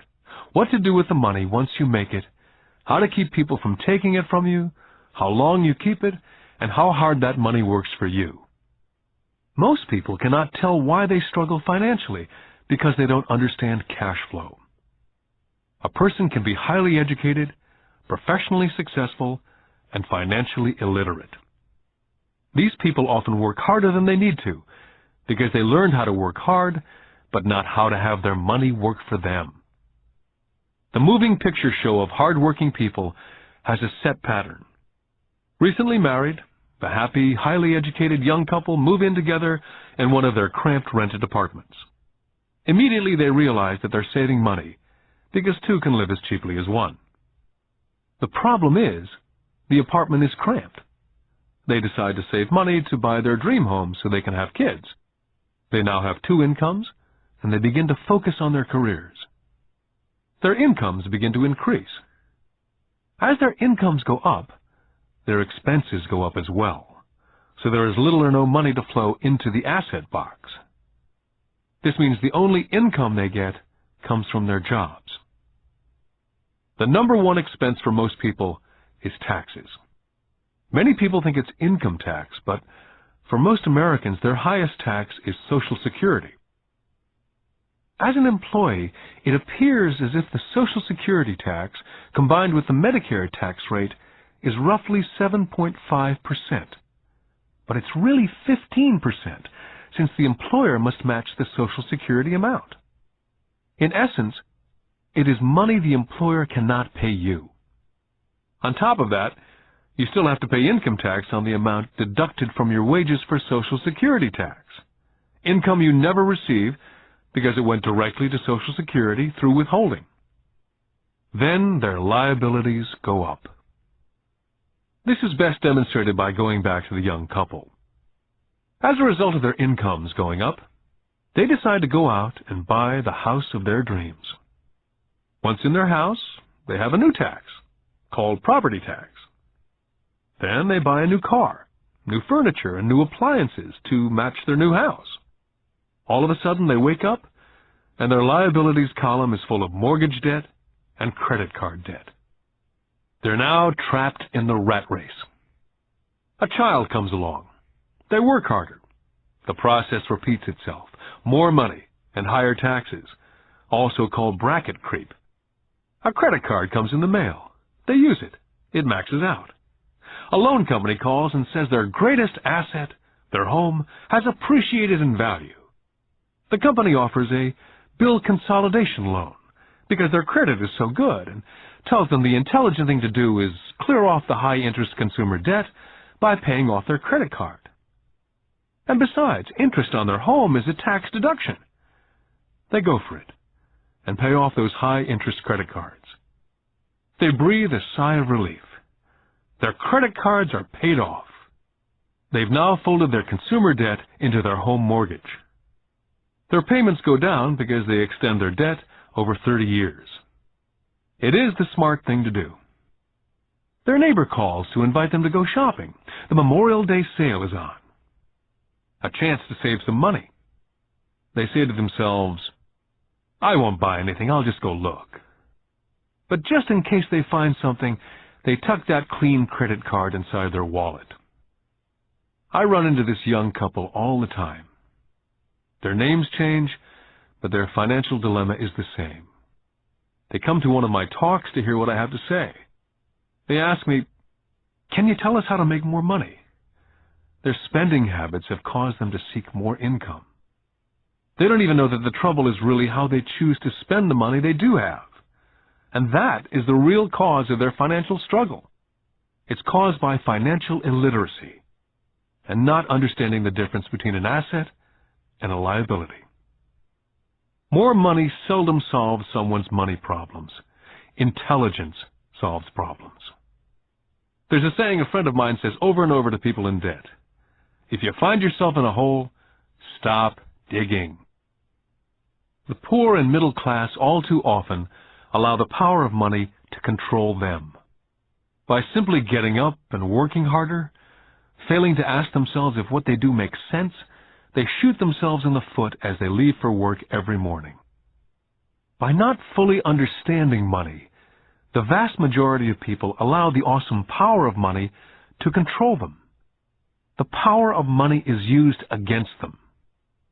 By the time Mike and I were 16 years old, we began to have problems in school. We were not bad kids. We just began to separate from the crowd. We worked for Mike's dad after school and on the weekends. Mike and I often spent hours after work just sitting at a table with his dad while he held meetings with his bankers, attorneys, accountants, brokers, investors, managers, and employees. We learned more sitting at his meetings than we did in all our years of school, college included. Mike's dad was not school educated, but he was financially educated and successful as a result. He used to tell us over and over again, an intelligent person hires people who are more intelligent than they are. So Mike and I had the benefit of spending hours listening to, and in the process learning from, intelligent people. But because of this, both Mike and I just could not go along with the standard dogma that our teachers preached. Occasionally, Mike or I would ask our teachers how what we studied was applicable, or we asked why we never studied money and how it worked. To the latter question, we often got the answer that money was not important, that if we excelled in our education, the money would follow. The more we knew about the power of money, the more distant we grew from the teachers and our classmates. My highly educated dad never pressured me about my grades. I often wondered why, but we did begin to argue about money. By the time I was 16, I probably had a far better foundation with money than both my mom and dad. I could keep books. I listened to tax accountants, corporate attorneys, bankers, real estate brokers, investors, and so forth. My dad talked to teachers. One day, my dad was telling me why our home was his greatest investment. A not too pleasant argument took place when I showed him why I thought a house was not a good investment. The argument illustrated the difference in perception between my rich dad and my poor dad when it came to their homes. Poor dad thought his house was an asset and listed it in the asset box. And the rich dad thought it was a liability and put his home in the liability box. I remember when I drew a diagram for my dad showing him the direction of cash flow. I also showed him the ancillary expenses that went along with owning the home. A bigger home meant bigger expenses, and the cash flow kept going out through the expense column. Today I am still challenged on the idea of a house not being an asset. And I know that for many people, it's their dream as well as their largest investment. And owning your own home is better than nothing. I simply offer an alternate way of looking at this popular dogma. My wife and I would love a bigger, more flashy house to impress the Joneses, but we know it is not an asset. It's a liability since it takes money out of our pocket. So here's the argument I put forth. I really do not expect most people to agree with it because a nice home is an emotional thing. And when it comes to money, high emotions tend to lower financial intelligence. When it comes to houses, I point out that most people work all their lives paying for a home they never own. In other words, most people buy a new house every so many years, each time incurring a new 30-year loan to pay off the previous one. Even though people receive a tax deduction for interest on mortgage payments, they pay for all their other expenses with after-tax dollars, even after they pay off their mortgage. Then there are property taxes. My wife's parents were shocked when the property taxes on their home went to $1,000 a month. This was after they'd retired, so the increase put a strain on their retirement budget, and they felt forced to move. Also, houses do not always go up in value. I still had friends who owe $1 million for a home that will today sell for only $700,000. Finally, the greatest losses of all are those from missed opportunities. If all your money is tied up in your house, you may be forced to work harder because your money continues blowing out of the expense column instead of adding to the asset column. The classic middle-class cash flow pattern.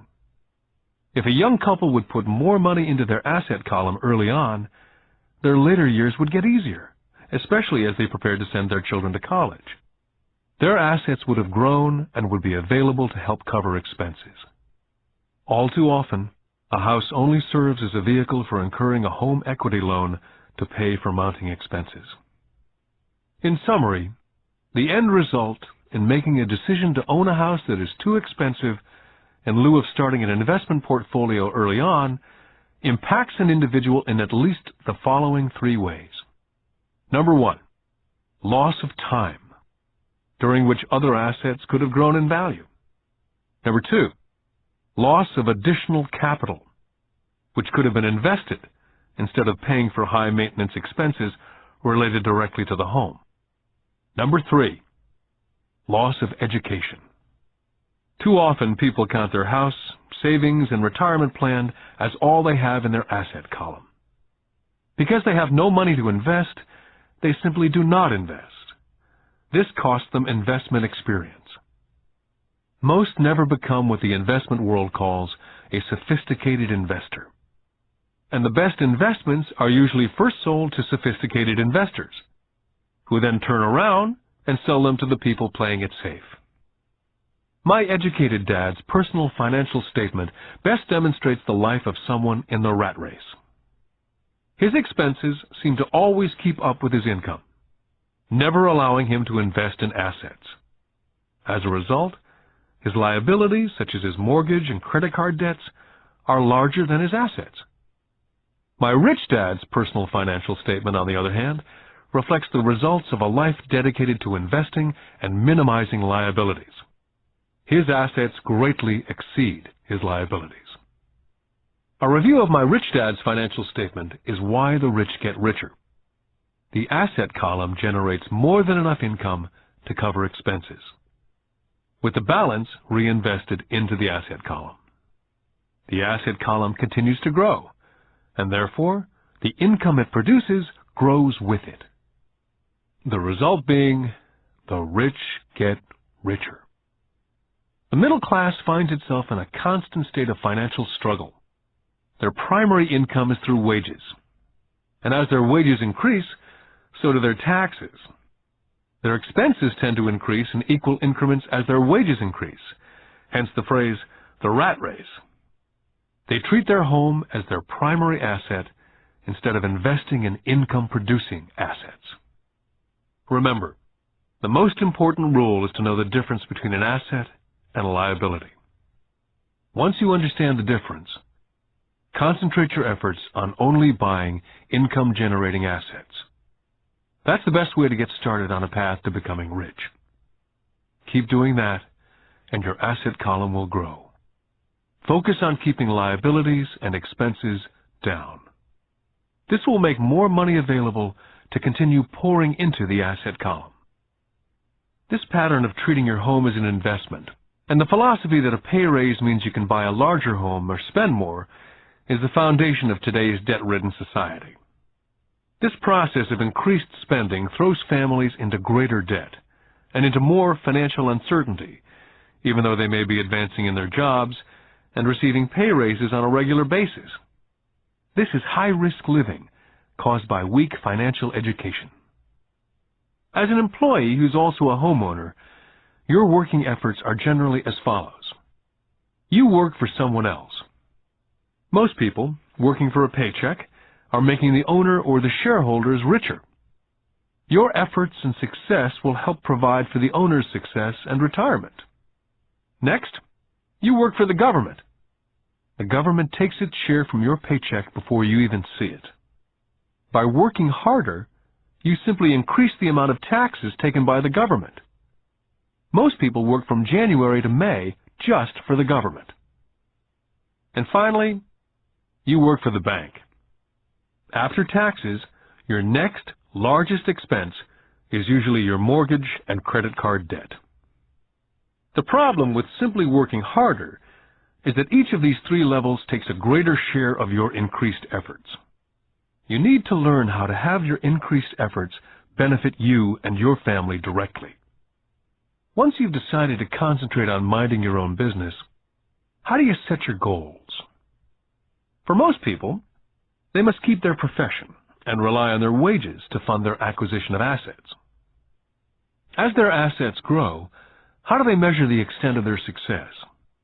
When does someone realize that they are rich, that they have wealth?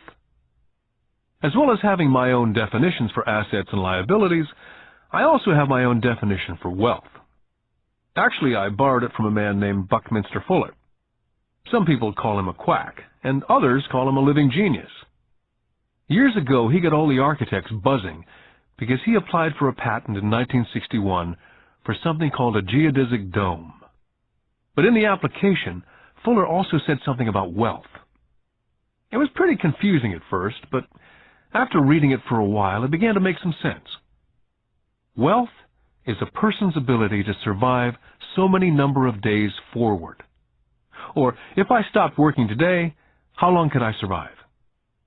Unlike net worth, the difference between your assets and liabilities, which is often filled with a person's expensive junk and opinions of what things are worth, this definition creates the possibility for developing a truly accurate measurement.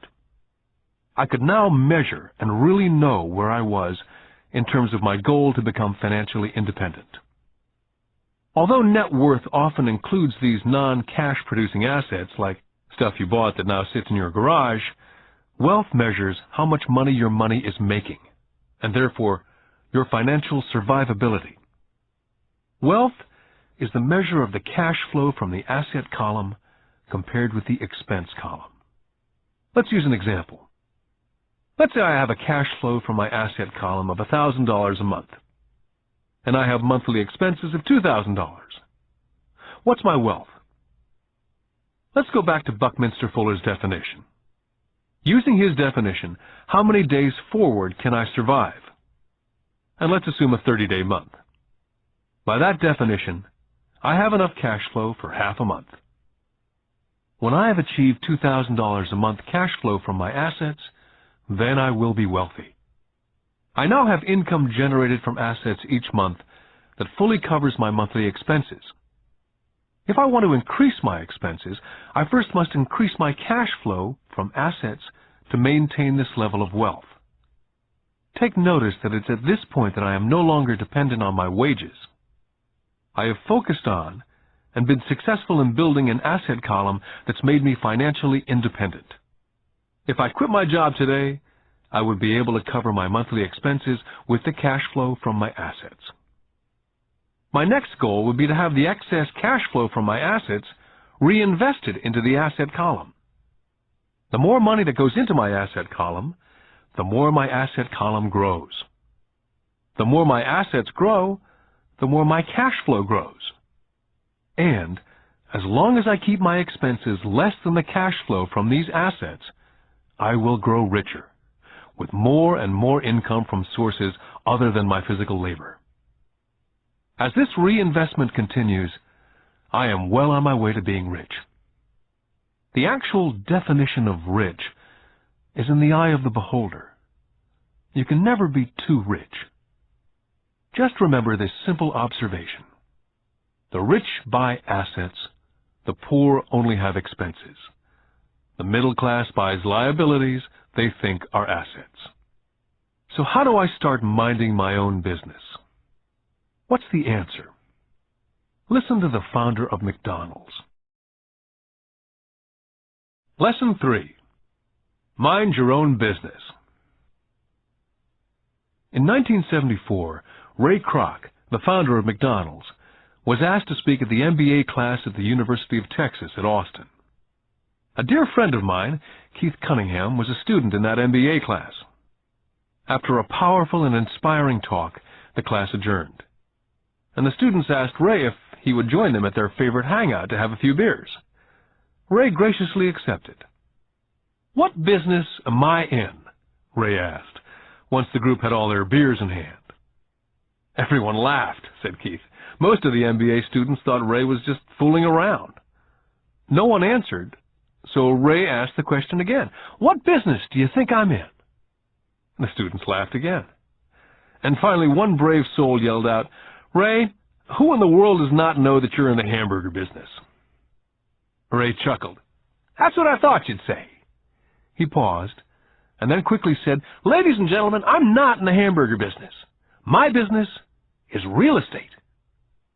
McDonald's today is the largest single owner of real estate in the world, owning even more than the Catholic Church. Today, McDonald's owns some of the most valuable intersections and street corners in America, as well as in other parts of the world. Keith said it was one of the most important lessons in his life. Today, Keith owns car washes, but his business is the real estate under those car washes. The previous chapter ended with a statement illustrating that most people work for everyone but themselves. They work first for the owners of the company, then for the government through taxes, and finally for the bank that owns their mortgage. As a young boy, we did not have a McDonald's nearby. Yet my rich dad was responsible for teaching Mike and me the same lesson that Ray Kroc talked about at the University of Texas. It is secret number 3 of the rich. The secret is, mind your own business. Financial struggle is often directly the result of people working all their life for someone else. Many people will have nothing at the end of their working days. Our current educational system focuses on preparing today's youth to get good jobs by developing scholastic skills. Their lives will revolve around their wages, or, as described earlier, their income column. And after developing scholastic skills, they go on to higher levels of schooling to enhance their professional abilities. They study to become engineers, scientists, cooks, police officers, artists, writers, and so on. These professional skills allow them to enter the workforce and work for money. There's a big difference between your profession and your business. Often I ask people, "What's your business?" And they will say, "Oh, I'm a banker." Then I ask them if they own the bank, and they usually respond, "No, I work there." In that instance, they've confused their profession with their business. Their profession may be a banker, but they still need their own business. Ray Kroc was clear on the difference between his profession and his business. His profession was always the same. He was a salesman. At one time, he sold mixers for milkshakes, and soon thereafter, he was selling hamburger franchises. But while his profession was selling hamburger franchises, his business was the accumulation of income-producing real estate. To become financially secure, a person needs to mind their own business. Your business revolves around your asset column, as opposed to your income column. As stated earlier, the number one rule is to know the difference between an asset and a liability, and to buy assets. The rich focus on their asset columns, while everyone else focuses on their income statements. That's why we hear so often, "I need a raise." "If only I had a promotion." I'm going back to school to get more training so I can get a better job. I'm going to work overtime. Maybe I can get a second job.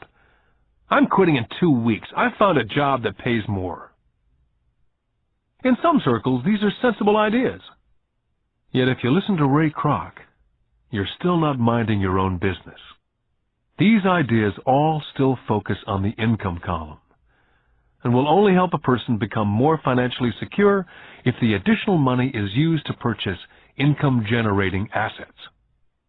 The primary reason the majority of the poor and middle class are fiscally conservative, which means I can't afford to take risks, is that they have no financial foundation. They have to cling to their jobs. They have to play it safe. When downsizing became the in thing to do, millions of workers found out that their largest so-called asset, their home, was eating them alive. Their asset, called a house, still cost them money every month. Their car, another asset, was eating them alive. The golf clubs in the garage that cost $1,000 were not worth $1,000 anymore. Without job security, they had nothing to fall back on. What they thought were assets could not help them survive in a time of financial crisis. So, many people have put themselves in deep financial trouble when they run short of income. To raise cash, they sell their assets. First, their personal assets can generally be sold for only a fraction of the value that's listed in their personal balance sheet. Or, if there's a gain on the sale of the assets, they're taxed on the gain. So again, the government takes its share of the gain, thus reducing the amount available to help them out of debt. That's why I say someone's net worth is often worth less than they think. Start minding your own business. Keep your daytime job, but start buying real assets, not liabilities or personal effects that have no real value once you get them home. A new car loses nearly 25% of the price you pay for it the moment you drive it off the lot. It's not a true asset, even if your banker lets you list it as one. My $400 new titanium driver was worth $150 the moment I teed off. For adults, keep your expenses low, reduce your liabilities, and diligently build a base of solid assets. For young people who've not yet left home, it's important for parents to teach them the difference between an asset and a liability. Get them to start building a solid asset column before they leave home, get married, buy a house, have kids, and get stuck in a risky financial position, clinging to a job and buying everything on credit. I see so many young couples who get married and trap themselves into a lifestyle that will not let them get out of debt for most of their working years. For most people, just as the last child leaves home, the parents realize they've not adequately prepared for retirement and they begin to scramble to put some money away.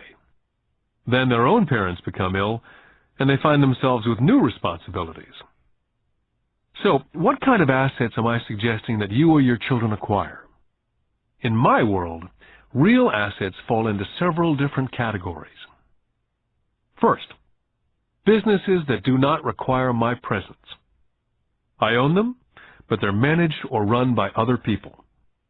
If I have to work there, it's not a business. It becomes my job.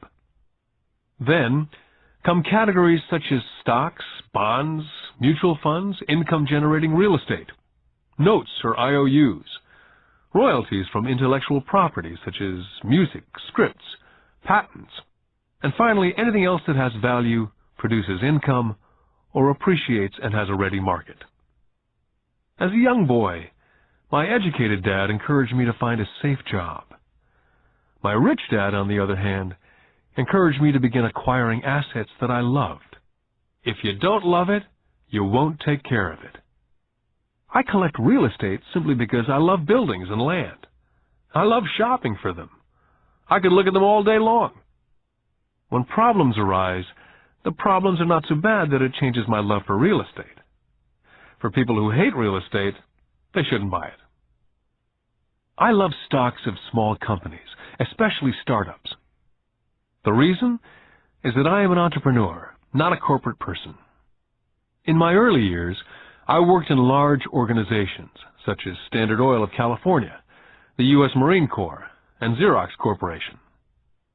I enjoyed my time with those organizations and have fond memories, but I know deep down I'm not a company man. I like starting companies, not running them. So my stock buys are usually of small companies, and sometimes I even start the company and take it public. Fortunes are made in new stock issues, and I love the game. Many people are afraid of small-cap companies and call them risky, and they are. But risk is always diminished if you love what the investment is, understand it, and know the game. For years, even while I was with the Marine Corps and Xerox, I did what my rich dad recommended. I kept my daytime job, but I still minded my own business. I was active in my asset column. I traded real estate and small stocks. Rich Dad always stressed the importance of financial literacy. The better I was at understanding the accounting and cash management, the better I would be at analyzing investments and eventually starting and building my own company. I would not encourage anyone to start a company unless they really want to. Knowing what I know about running a company, I would not wish that task on anyone. There are times when people cannot find employment where starting a company is a solution for them. The odds are against success. 9 out of 10 companies fail in 5 years. Of those that survive the first 5 years, 9 out of every 10 of those eventually fail as well. So only if you really have the desire to own your own company do I recommend it. Otherwise, keep your daytime job and mind your own business. When I say mind your own business, I mean to build and keep your asset column strong. Once a dollar goes into it, never let it come out. Think of it this way. Once a dollar goes into your asset column, it becomes your employee. The best thing about money is that it works 24 hours a day and can work for generations. Keep your daytime job, be a great hard-working employee, but keep building that asset column. As your cash flow grows, you can buy some luxuries. An important distinction is that rich people buy luxuries last, while the poor and middle class tend to buy luxuries first. The poor and middle class often buy luxury items such as big houses, diamonds, furs, jewelry, or boats because they want to look rich. They look rich, but in reality they just get deeper in debt on credit. The old money people, the long-term rich, built their asset column first. Then the income generated from the asset column bought their luxuries. The poor and middle class buy luxuries with their own sweat, blood, and children's inheritance. A true luxury is a reward for investing in and developing a real asset. For example, when my wife and I had extra money coming from our apartment houses, she went out and bought her Mercedes. It didn't take any extra work or risk on her part because the apartment house bought the car. She did, however, have to wait for it for 4 years while the real estate investment portfolio grew and finally began throwing off enough extra cash flow to pay for the car. But the luxury, the Mercedes, was a true reward because she had proved she knew how to grow her asset column. That car now means a lot more to her than simply another pretty car. It means she used her financial intelligence to afford it. What most people do is they impulsively go out and buy a new car or some other luxury on credit. They may feel bored and just want a new toy. Buying a luxury on credit often causes a person to sooner or later actually resent that luxury because the debt on the luxury becomes a financial burden. After you've taken the time and invested in and built your own business, you're now ready to add the magic touch, the biggest secret of the rich. The secret that puts the rich way ahead of the pack. The reward at the end of the road for diligently taking the time to mind your own business. Lesson 4. The history of taxes and the power of corporations. I remember in school being told the story of Robin Hood and his merry men. My school teacher thought it was a wonderful story of a romantic hero, a Kevin Costner type, who robbed from the rich and gave to the poor.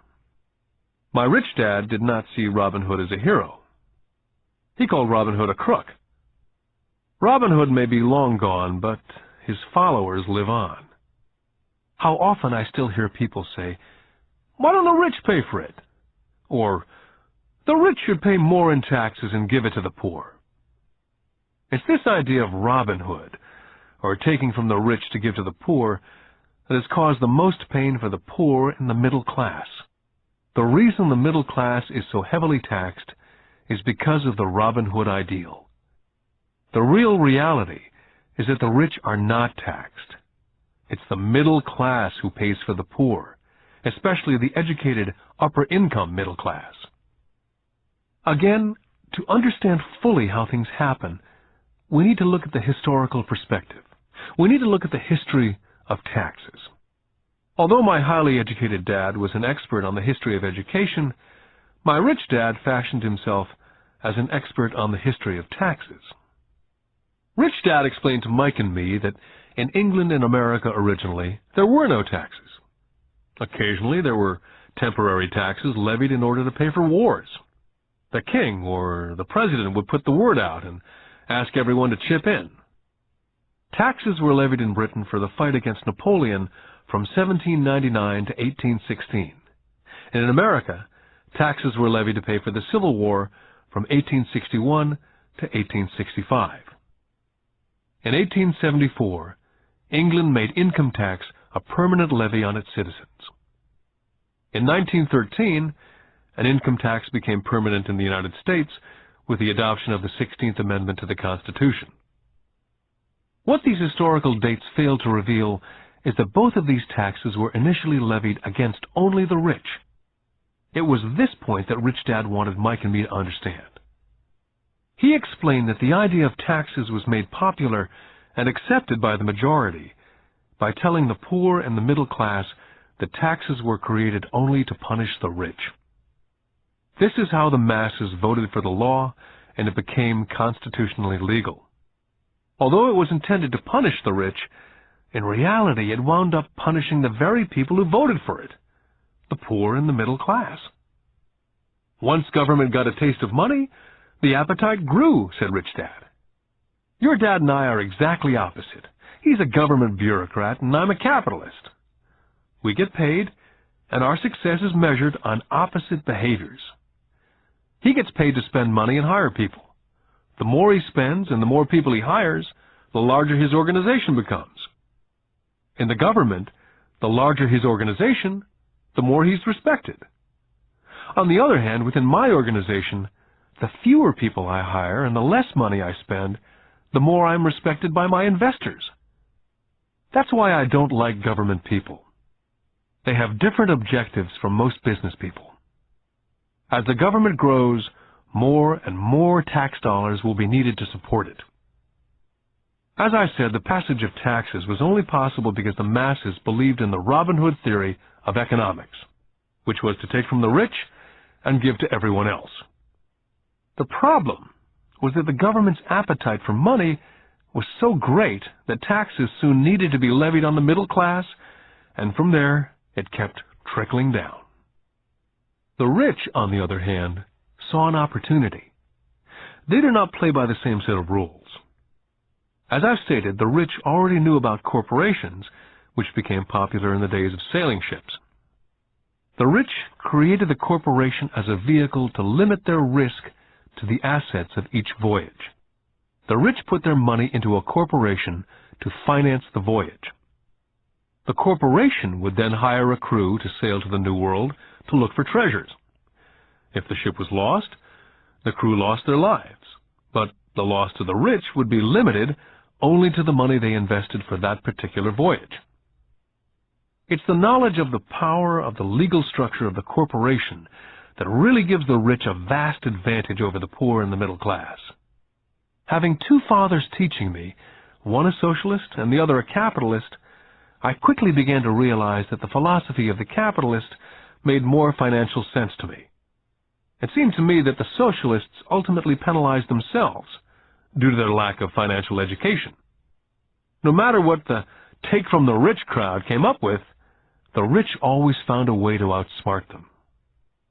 That is how taxes were eventually levied on the middle class. The rich outsmarted the intellectuals solely because they understood the power of money, a subject not taught in schools. How did the rich outsmart the intellectuals? Once the take from the rich tax was passed, cash started flowing into government coffers.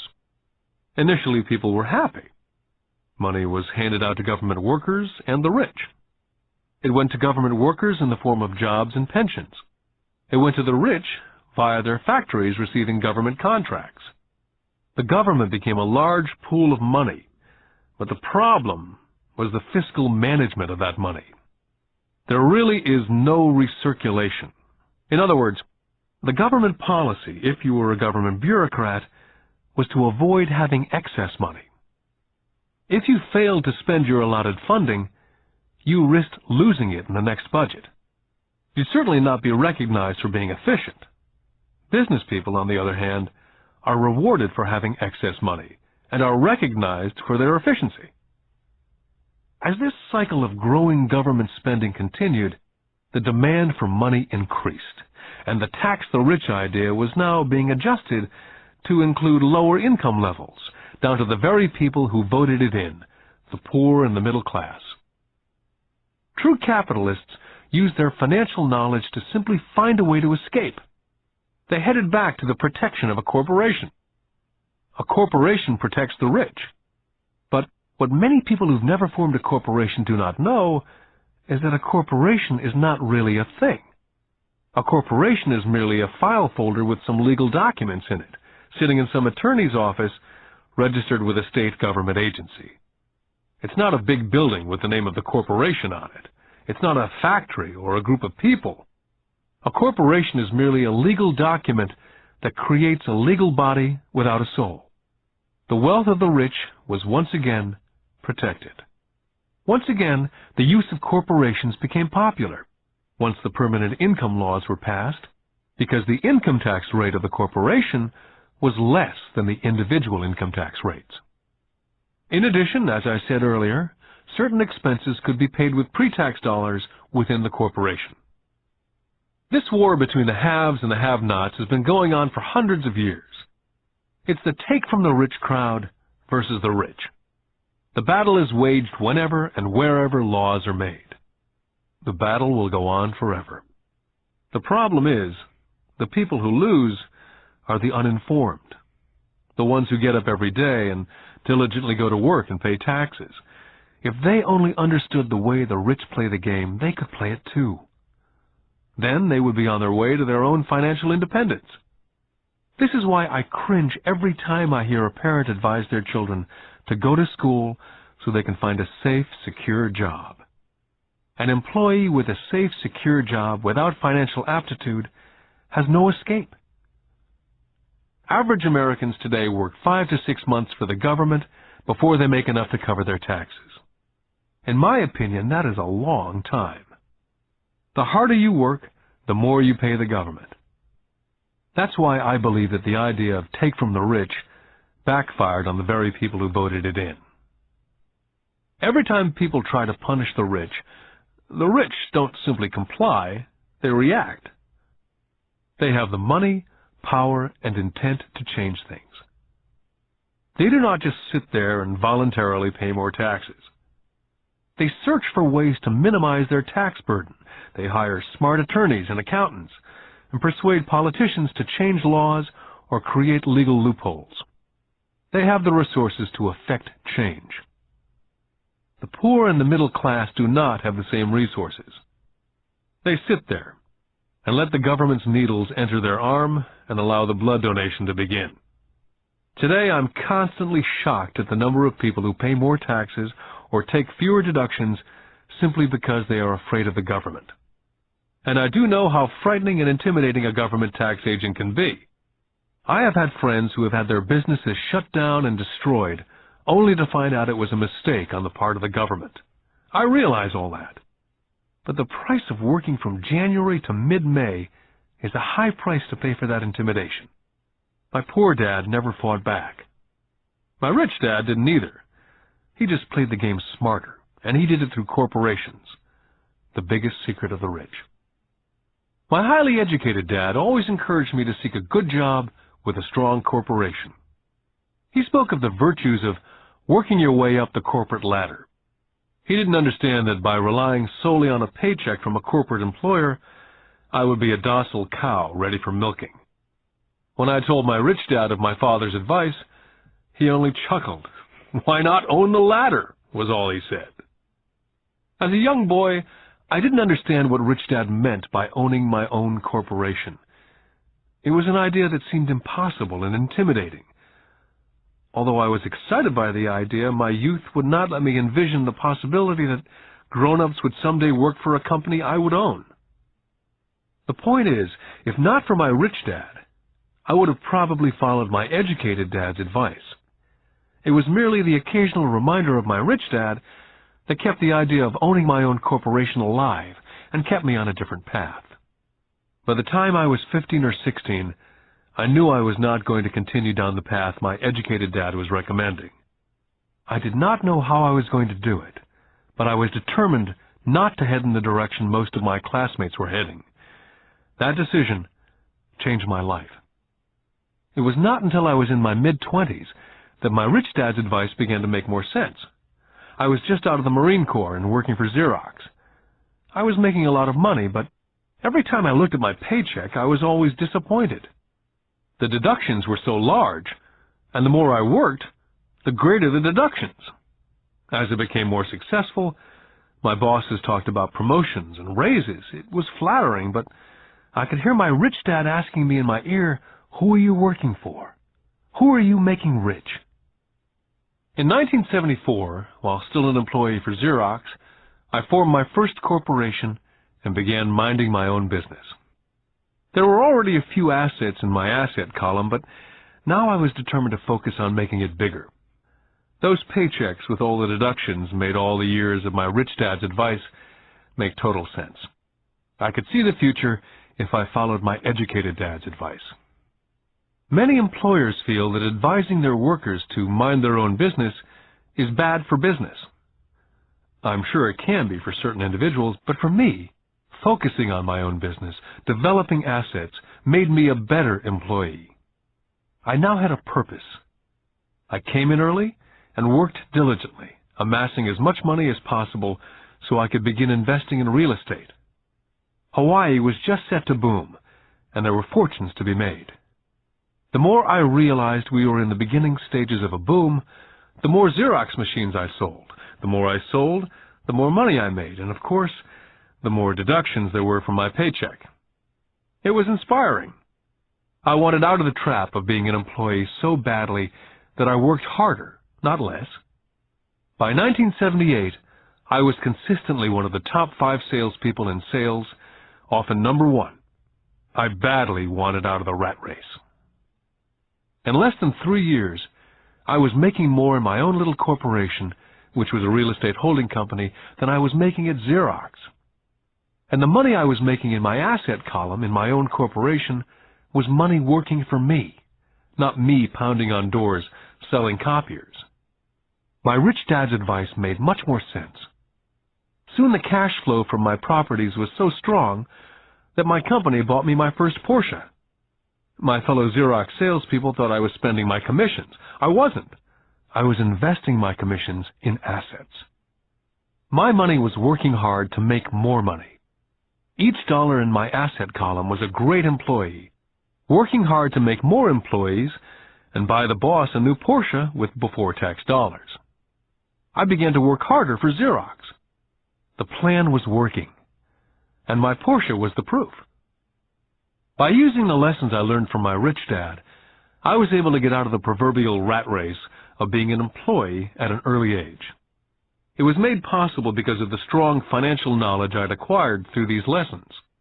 Without this financial knowledge, which I call my financial IQ, my road to financial independence would have been much more difficult. I now teach others through financial seminars in the hope that I may share my knowledge with them. Whenever I do my talks, I remind people that financial IQ is made up of knowledge from 4 broad areas of expertise. The first area is accounting, what I call financial literacy. a vital skill if you want to build an empire. The more money you're responsible for, the more accuracy is required, or the house comes tumbling down. This is the left brain side, or the details. Financial literacy is the ability to read and understand financial statements. This ability allows you to identify the strengths and weaknesses of any business. The second is investing, what I call the science of money-making money. This involves strategies and formulas. This is the right brain side, or the creative side. Next, you must obtain expertise in understanding markets, the science of supply and demand. There's a need to know the technical aspects of the market, which is emotion-driven. The Tickle Me Elmo doll during Christmas 1996 is a case of technical or emotion-driven market. The other market factor is the fundamental or the economic sense of an investment. Does an investment make sense, or does it not make sense based on the current market conditions? Finally, you must understand the law. For instance, utilizing a corporation wrapped around the technical skills of accounting, investing, and markets can aid explosive growth. An individual with the knowledge of the tax advantages and protection provided by a corporation can get rich so much faster than someone who's an employee or a small business sole proprietor. It's like the difference between someone walking and someone flying. The difference is profound when it comes to long-term wealth. A corporation can do so many things that an individual cannot, like pay for expenses before it pays taxes. That is a whole area of expertise that is so exciting, but not necessary to get into unless you have sizable assets or a business. Employees earn and get taxed, and they try to live on what's left. A corporation earns, spends everything it can, and is taxed on anything that's left. It's one of the biggest legal tax loopholes that the rich use. They're easy to set up and are not expensive if you own investments that are producing good cash flow. For example, by owning your own corporation, car payments, insurance, repairs are company expenses. Most restaurant meals are partial expenses, and on and on. All are paid for legally with pre-tax dollars. Lesson 5. The Rich Invent Money. I've been teaching professionally since 1984. It's been a great experience and rewarding. It's also a disturbing profession, for I've taught thousands of individuals, and I see one thing in common in all of us, myself included. We all have tremendous potential, and we are all blessed with gifts. Yet the one thing that holds all of us back is some degree of self-doubt. It's not so much the lack of technical information that holds us back, but more the lack of self-confidence. Some are more affected than others. Once we leave school, most of us know that it's not as much a matter of college degrees or good grades that count. In the real world, outside of academics, something more than just grades is required. I've heard it called guts, chutzpah, balls, audacity, bravado, cunning, daring, tenacity, and brilliance. This factor, whatever it's labeled, ultimately decides one's future much more than school grades. Inside each of us is one of these brave, brilliant, and daring characters. There's also the flip side of that character. People who could get down on their knees and beg if necessary. After a year in Vietnam as a Marine Corps pilot, I intimately got to know both of those characters inside of me. One is not better than the other. Yet as a teacher, I recognized that it was excessive fear and self-doubt that were the greatest detractors of personal genius. It broke my heart to see students know the answers, yet lack the courage to act on the answer. Often in the real world, it's not the smart that get ahead, but the bold. In my personal experience, your financial genius requires both technical knowledge as well as courage. If fear is too strong, the genius is suppressed.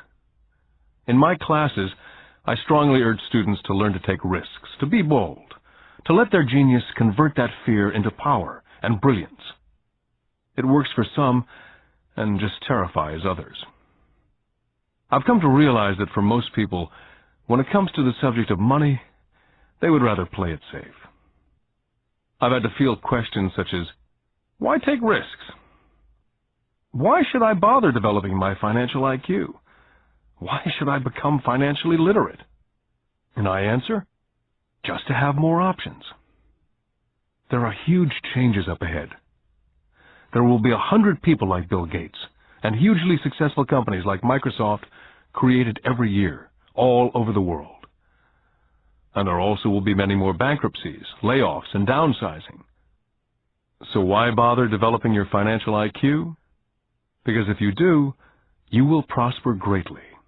And if you don't, this period of time will be a frightening one. Land was wealth 300 years ago. So the person who owned the land owned the wealth. Then it was factories and production. And America rose to dominance. The industrialist owned the wealth. Today, it's information. And the person who has the most timely information owns the wealth. The problem is, information flies all around the world at the speed of light. The new wealth cannot be contained by boundaries and borders as lands and factories were. The changes will be faster and more dramatic. There will be a dramatic increase in the number of new multimillionaires. There also will be those who are left behind. Today I find so many people struggling, often working harder, simply because they cling to old ideas. They want things to be the way they were. They resist change. I know people who are losing their jobs or their houses, and they blame technology or the economy or their boss. Sadly, they fail to realize that they might be the problem. Old ideas are their biggest liability. It's a liability simply because they fail to realize that while that idea or way of doing something was an asset yesterday, yesterday is gone. One afternoon I was teaching investing using a game I'd invented, cash flow, as a teaching tool. A friend had brought someone along to attend the class.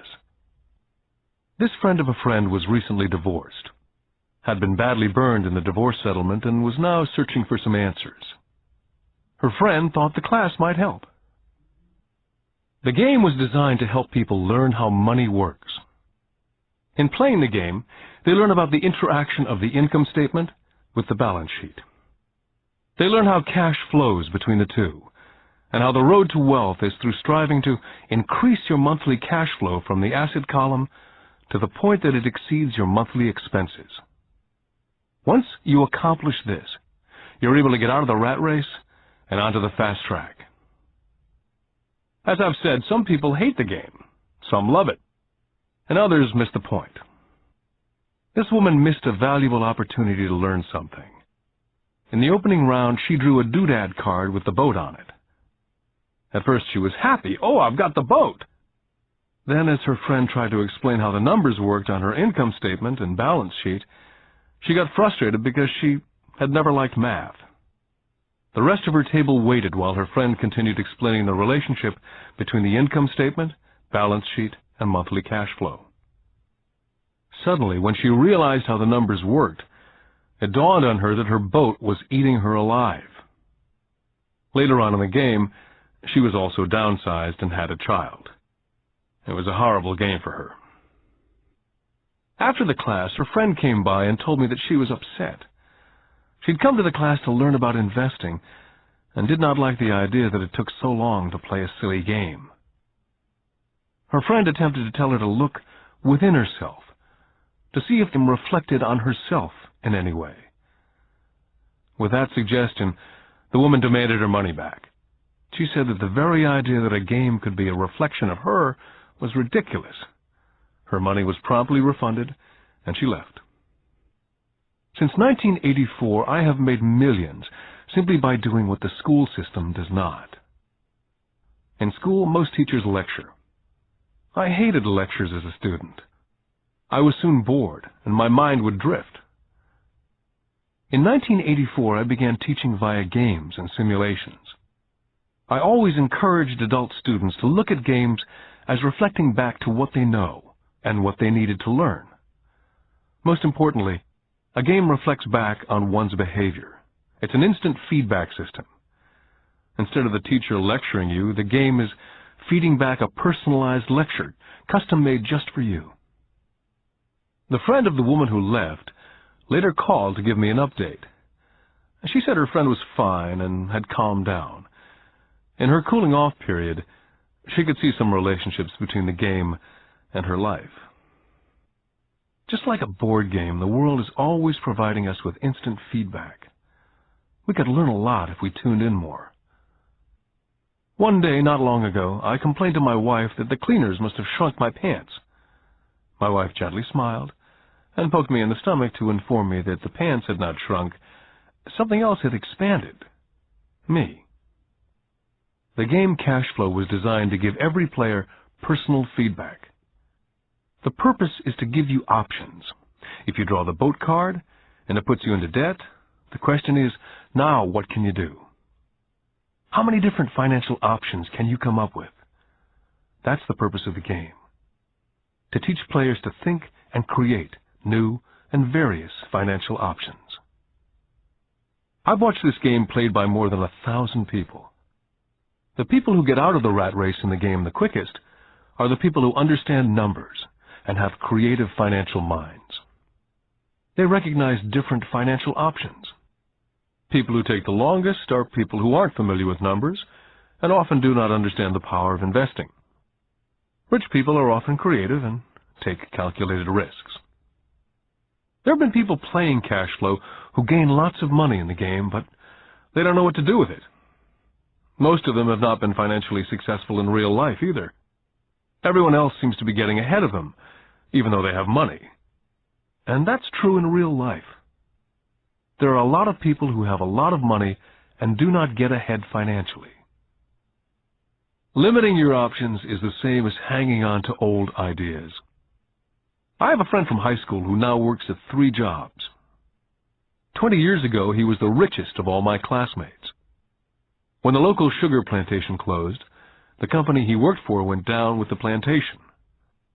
In his mind, he had the one option, and that was the old option: work hard.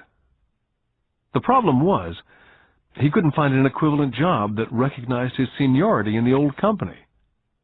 As a result, he's overqualified for the jobs he currently has, so his salary is lower. He now works 3 jobs to earn enough to survive. I've watched people playing Cash Flow complaining that the right opportunity cards are not coming their way, so they sit there. I know people who do that in real life. They wait for the right opportunity. I've watched people get the right opportunity card and then not have enough money. Then they complain they would have gotten out of the rat race if they'd had more money. So they sit there. I know people in real life who do that also. They see all the great deals, but they have no money. And I have people pull a great opportunity card, read it out loud, and have no idea that it's a great opportunity.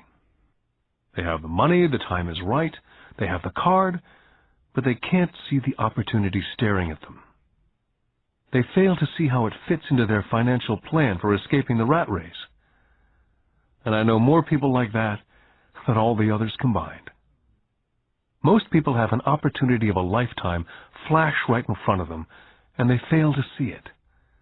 A year later, they find out about it after everyone else got rich. Financial intelligence is simply having more options.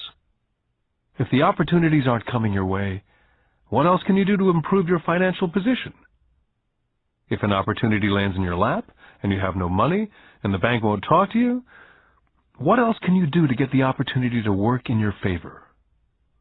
If your hunch is wrong and what you've been counting on doesn't happen, how can you turn a lemon into millions? That is financial intelligence. It's not so much what happens, but how many different financial solutions you can think of to turn a lemon into millions. It's how creative you are in solving financial problems. Most people only know one solution: work hard, save, and borrow. So why would you want to increase your financial intelligence? Because you want to be the kind of person who creates your own luck. You can take whatever happens and make it better. Few people realize that luck is created, just as money is. And if you want to be luckier and create money instead of working hard, then your financial intelligence is important. If you're the kind of person who's waiting for the right thing to happen, you might wait for a long time. It's like waiting for all the traffic lights to be green for 5 miles before starting the trip. As young boys, Mike and I were constantly told by my rich dad that money is not real. Rich Dad occasionally reminded us of how close we came to the secret of money on that first day we got together and began making money out of plaster of Paris. The poor and middle class work for money, he would say. The rich make money.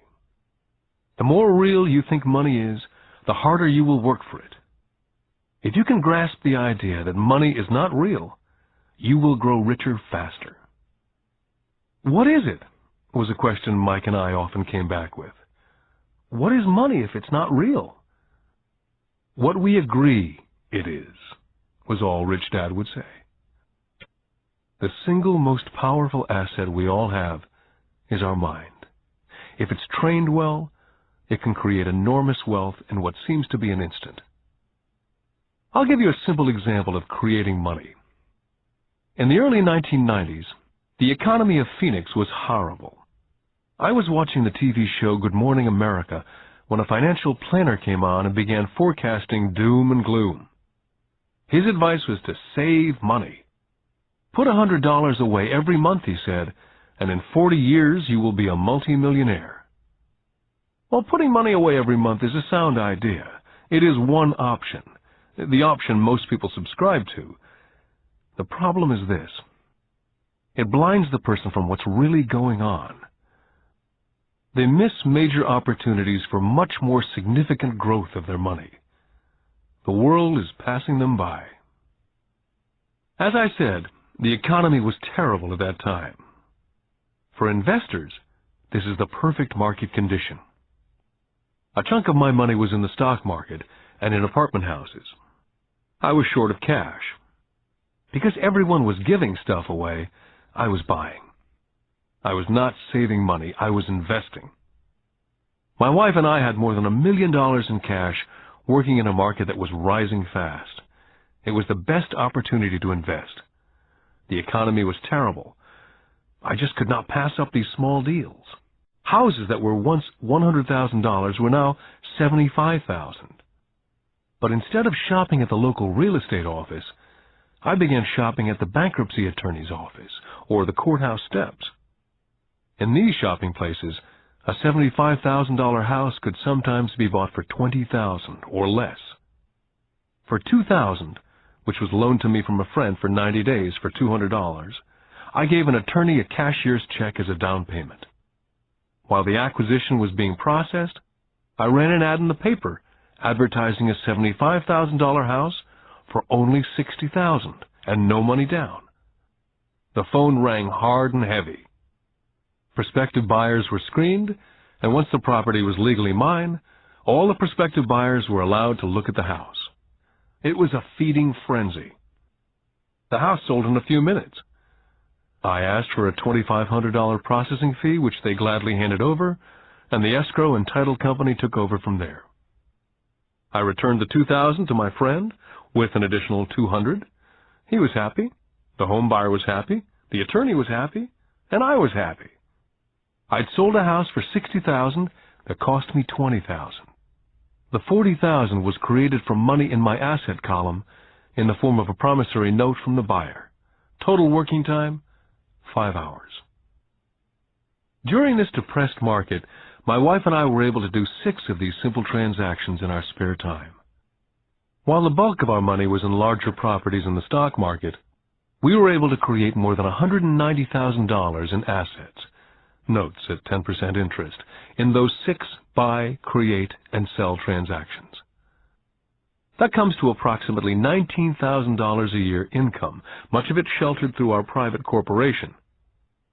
Much of that $19,000 a year goes to pay for our company cars, gas, trips, insurance, dinners with clients, and other things. By the time the government gets a chance to tax that income, it's been spent on legally allowed pre-tax expenses. This was a simple example of how money is invented, created, and protected using financial intelligence. Ask yourself how long it would take to save $190,000. Would the bank pay you 10% interest on your money? And the note is good for 30 years. I hope they never pay me the $190,000. I have to pay a tax if they pay me the principal. And besides, $19,000 paid over 30 years is a little over $500,000 in income. The math is simple. You don't need algebra or calculus. I don't write much because the escrow company handles the legal transaction and the servicing of the payments. I have no roofs to fix or toilets to unplug because the owners do that. It's their house. Occasionally someone does not pay, and that's wonderful because there are late fees, or they move out and the property is sold again. The court system handles that. And it may not work in your area. The market conditions may be different, but the example illustrates how a simple financial process can create hundreds of thousands of dollars with little money and low risk.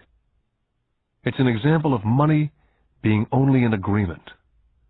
Anyone with a high school education can do it. Yet most people won't. Most people listen to the standard advice of work hard and save money. For about 30 hours of work, approximately $190,000 was created in the asset column, and no taxes were paid. Now you may understand why I silently shake my head when I hear parents say, "My child is doing well in school and receiving a good education." It may be good, but is it adequate? I know the above investment strategy is a small one. It's used to illustrate how small can grow into big. My success reflects the importance of a strong financial foundation, which starts with strong financial education. Financial intelligence is made up of these 4 main technical skills. Number 1, financial literacy, the ability to read numbers. Number 2, investment strategies, the science of making money. Number 3, the market, supply and demand. Alexander Graham Bell gave the market what it wanted, and AT&T was born. So did Bill Gates. A $75,000 house offered for $60,000 that cost $20,000 was also the result of seizing an opportunity created by the market. Somebody was buying and someone was selling. Number 4, the law. The awareness of accounting, corporate, state, and national rules and regulations. I recommend playing within the rules. It's this basic foundation, or the combination of these skills, that's needed to be successful in the pursuit of wealth. Whether it be through the buying of small homes, large apartments, companies, stocks, bonds, mutual funds, precious metals, baseball cards, or the like. Personally, I use 2 main vehicles to achieve financial growth: real estate and small stocks. I use real estate as my foundation. Day in and day out, my properties provide cash flow and occasional spurts of growth in value. The small cap stocks are used for fast growth. I do not recommend anything that I do. The examples are just that, examples. If the opportunity is too complex, and I do not understand the investment, I don't do it. Simple math and common sense is all that's needed to do well financially.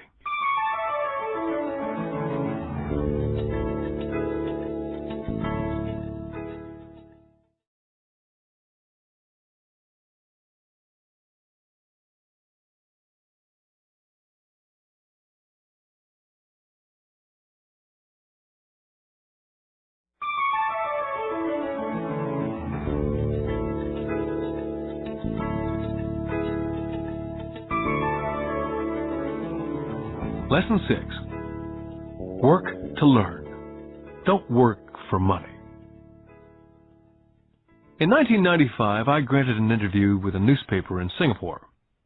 The young female reporter was on time, and the interview got underway immediately.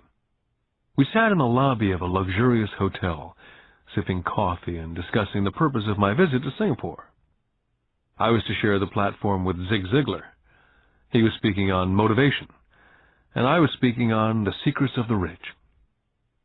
"Someday I'd like to be a best-selling author like you," she said. I'd seen some of the articles she'd written for the paper, and I was impressed. She had a tough, clear style of writing. Her articles held a reader's interest.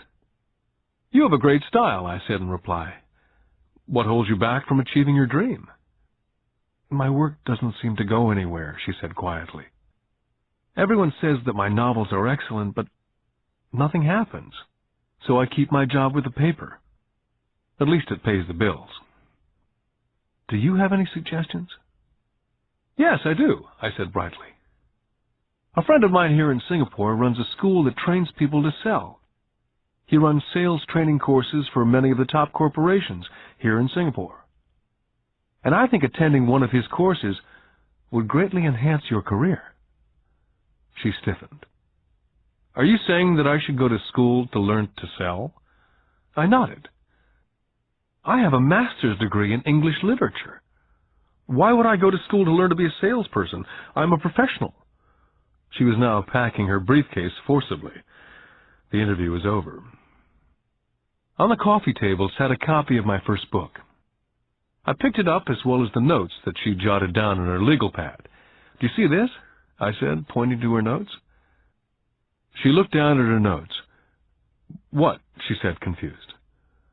Again, I pointed deliberately to her notes. On her pad, she'd written, "Robert Kiyosaki, best-selling author." It says, best-selling author, not best-writing author. Her eyes widened immediately. "I'm a terrible writer. You're a great writer. I went to sales school. You have a master's degree. Put them together and you get a best-selling author and a best-writing author." Anger flared from her eyes. "I'll never stoop so low as to learn how to sell. People like you have no business writing. I'm a professionally trained writer, and you're a salesman. It's not fair." The rest of her notes were put away, and she hurried out through the large glass doors into the humid Singapore morning. At least she gave me a fair and favorable write-up the next morning. The world is filled with smart, talented, educated, and gifted people. We meet them every day. They're all around us. I'm constantly shocked at how little talented people earn. I heard the other day that less than 5% of Americans earn more than $100,000 a year. I've met brilliant, highly educated people who earn less than $20,000 a year. A business consultant who specializes in the medical trade was telling me how many doctors, dentists, and chiropractors struggle financially. All this time, I thought that when they graduated, the dollars would pour in. It was this business consultant who gave me the phrase, "They are one skill away from great wealth." What this phrase means is that most people need only to learn and master one more skill, and their income would jump exponentially. I have mentioned before that financial intelligence is a synergy of accounting, investing, marketing, and law. Combine these 4 technical skills, and making money with money is easier. When it comes to money, the only skill most people know is to work hard. The classic example of a synergy of skills was that young writer for the newspaper.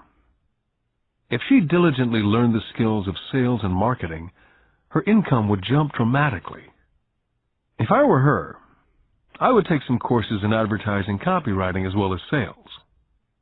Then instead of working at the newspaper, I would seek a job at an advertising agency. Even if it were a cut in pay, she'd learn how to communicate in shortcuts that are used in successful advertising. She also would spend time learning public relations, an important skill. She would learn how to get millions in free publicity. Then at night and on weekends, she could be writing her great novel. When it was finished, she'd be better able to sell her book. Then in a short while, she could be a best-selling author. When I graduated from the U.S. Merchant Marine Academy in 1969, my educated dad was happy. Standard Oil of California had hired me for its oil tanker fleet. I was a third mate, and the pay was low compared with my classmates, but it was okay for a first real job after college. My starting pay was about $42,000 a year, including overtime, and I only had to work for 7 months. I had 5 months of vacation. If I'd wanted to, I could have taken the run to Vietnam with a subsidiary shipping company and easily doubled my pay instead of taking the 5 months vacation. I had a great career ahead of me, yet I resigned after 6 months with the company and joined the Marine Corps to learn how to fly. My educated dad was devastated. Rich Dad congratulated me. In school and in the workplace, the popular opinion is the idea of specialization. That is, in order to make more money or get promoted, you need to specialize. That is why medical doctors immediately begin to seek a specialty, such as orthopedics or pediatrics. The same is true for accountants, architects, lawyers, pilots, and others. My educated dad believed in the same dogma. That's why he was thrilled when he eventually achieved his doctorate. He often admitted that schools reward people who study more and more about less and less. Rich Dad encouraged me to do exactly the opposite. You want to know a little about a lot, was his suggestion. That's why for years I worked in different areas of his companies. For a while I worked in his accounting department. Although I would probably never have been an accountant, he wanted me to learn via osmosis. Rich Dad knew I would pick up jargon and a sense of what's important and what's not. I also worked as a busboy and construction worker, as well as in sales, reservations, and marketing. He was grooming Mike and me. That's why he insisted we sit in on the meetings with his bankers, lawyers, accountants, and brokers. He wanted us to know a little about every aspect of his empire. Educated Dad thought I went to school to learn to be a ship's officer. Rich Dad knew that I went to school to study international trade. So as a student, I made cargo runs navigating large freighters, oil tankers, and passenger ships to the Far East and the South Pacific. Rich Dad emphasized that I stay in the Pacific instead of taking ships to Europe, because he knew that the emerging nations were in Asia, not Europe. While most of my classmates, including Mike, were partying at their fraternity houses, I was studying trade, people, business styles and cultures in Japan, Taiwan, Thailand, Singapore, Hong Kong, Vietnam, Korea, Tahiti, Samoa, and the Philippines.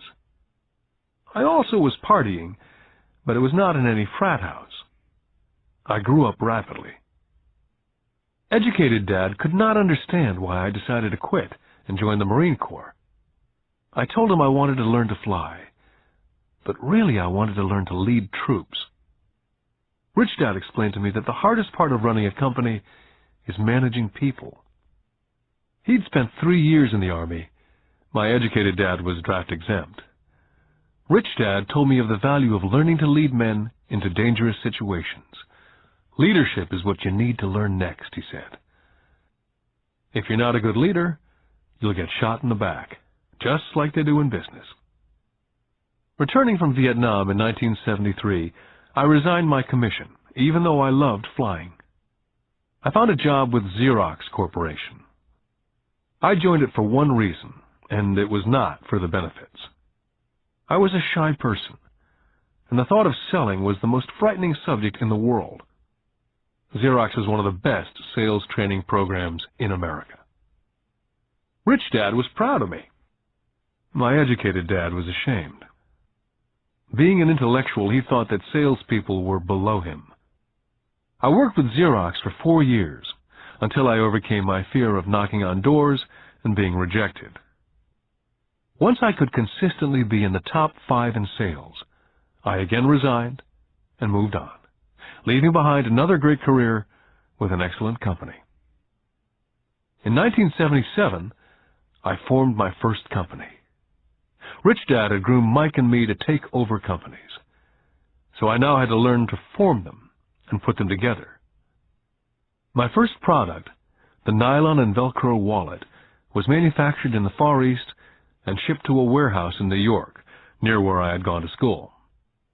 My formal education was complete, and it was time to test my wings. If I failed, I went broke. Rich Dad thought it best to go broke before 30. You still have time to recover, was his advice. On the eve of my 30th birthday, my first shipment left Korea for New York.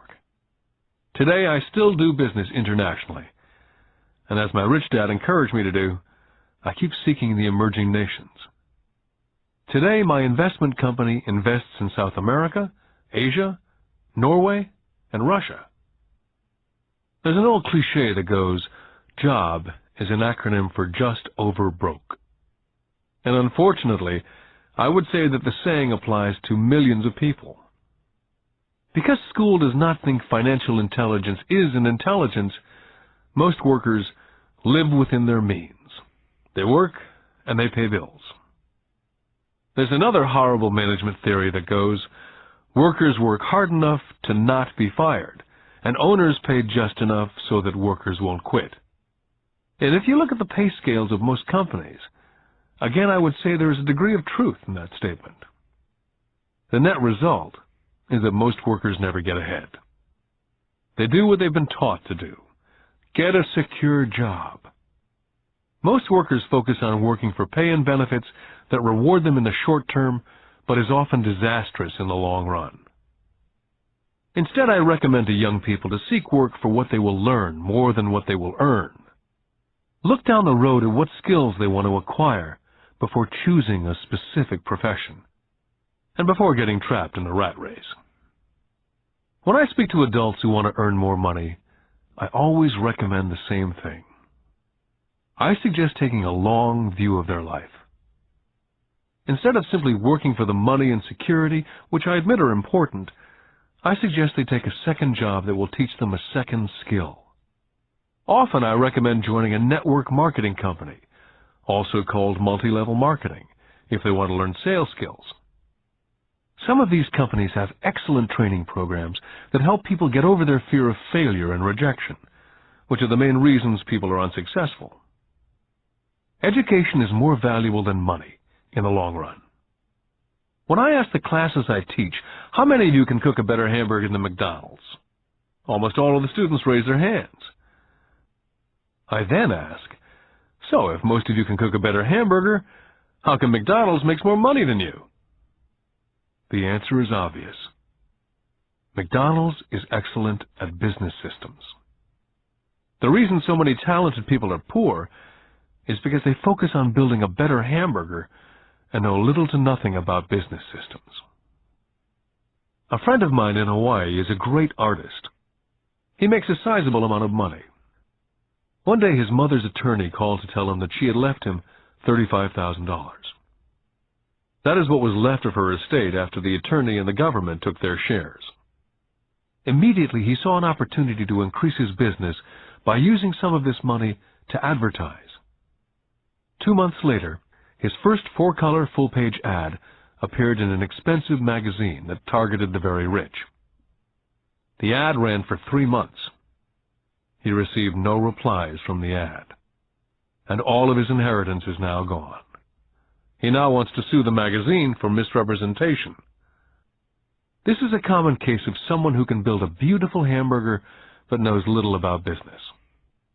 When I asked him what he'd learned, his only reply was that advertising salespeople are crooks. I then asked him if he'd be willing to take a course in sales and a course in direct marketing. His reply, I don't have the time, and I don't want to waste my money. The world is filled with talented poor people. All too often they're poor or struggle financially or earn less than they're capable of, not because of what they know, but because of what they do not know. They focus on perfecting their skills at building a better hamburger rather than the skills of selling and delivering the hamburger. Maybe McDonald's does not make the best hamburger, but they are the best at selling and delivering a basic average burger. Poor Dad wanted me to specialize.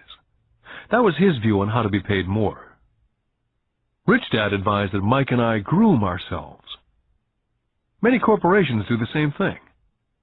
They find a young, bright student out of business school and begin grooming that person to someday take over the company. So these bright young employees do not specialize in one department. They're moved from department to department to learn all the aspects of business systems. The rich often groom their children or the children of others. By doing so, their children gain an overall knowledge of the operations of the business and how the various departments interrelate.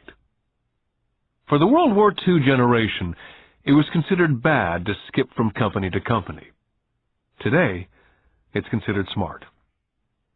Since people will skip from company to company rather than seek greater specialization, why not seek to learn more than earn? In the short term, it may earn you less. In the long term, it will pay off in large dividends. The main management skills needed for success are the management of cash flow, the management of systems, including yourself and time with family, and the management of people. The most important specialized skills are sales and understanding marketing. It's the ability to sell, therefore to communicate to another human being, be it a customer, employee, boss, spouse, or child, that is the base skill of personal success. It is communication skills such as writing, speaking, and negotiating that are crucial to a life of success. It's a skill that I work on constantly, attending courses or buying educational tapes to expand my knowledge. Rich Dad encouraged Mike and me to know a little about a lot. He encouraged us to work with people smarter than we were, and to bring smart people together to work as a team. Today it would be called a synergy of professional specialties. Today I meet ex-school teachers earning hundreds of thousands of dollars a year. They earn that much because they have specialized skills in their field, as well as other skills. They can teach as well as sell and market. I know of no other skills to be more important than selling as well as marketing. The skills of selling and marketing are difficult for most people, primarily due to their fear of rejection. The better you are at communicating, negotiating, and handling your fear of rejection, the easier life is. Just as I advise that newspaper writer who wanted to become a best-selling author, I advise anyone else today. Being technically specialized has its strengths as well as its weaknesses. I have friends who are geniuses, but they cannot communicate effectively with other human beings. And as a result, their earnings are pitiful. I advise them to just spend a year learning to sell. And even if they earn nothing, their communication skills will improve. And that is priceless. Getting started. I wish I could say acquiring wealth was easy for me, but it wasn't. So in response to the question, how do I start, I offer the thought process I go through on a day-by-day basis. It really is easy to find great deals. I promise you that. It's just like riding a bike. After a little wobbling, it's a piece of cake. But when it comes to money, it's the determination to get through the wobbling that's a personal thing. To find million-dollar deals of a lifetime requires us to call on our financial genius. I believe that each of us has a financial genius within us. The problem is, our financial genius lies asleep, waiting to be called upon. It lies asleep because our culture has educated us into believing that the love of money is the root of all evil. It's encouraged us to learn a profession so we can work for money, but failed to teach us how to have money work for us. It taught us not to worry about our financial future. Our company or the government would take care of us when our working days are over. However, it's our children, educated in the same school system, who will end up paying for it. The message is still to work hard, earn money, and spend it. And when we run short, we can always borrow more. Unfortunately, 90% of the Western world subscribes to the above dogma simply because it's easier to find a job and work for money.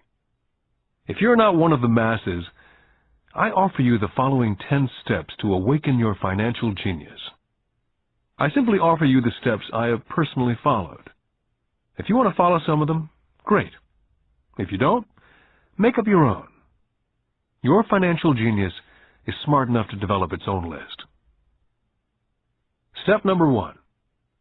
I need a reason greater than reality.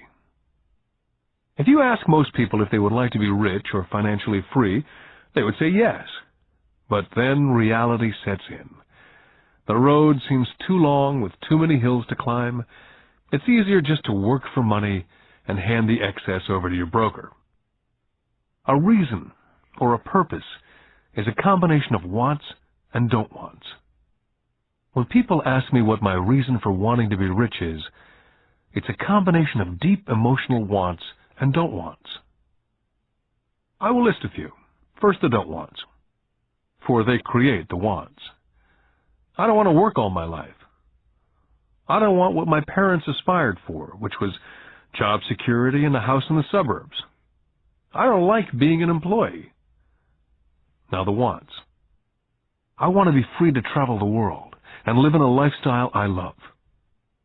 I want to be young when I do this. I want to simply be free. I want control over my time and my life. I want money to work for me. Those are deep-seated emotional reasons. What are yours? As I said, I wish I could say it was easy. It wasn't. But it wasn't hard either. But without a strong reason or purpose, anything in life is hard.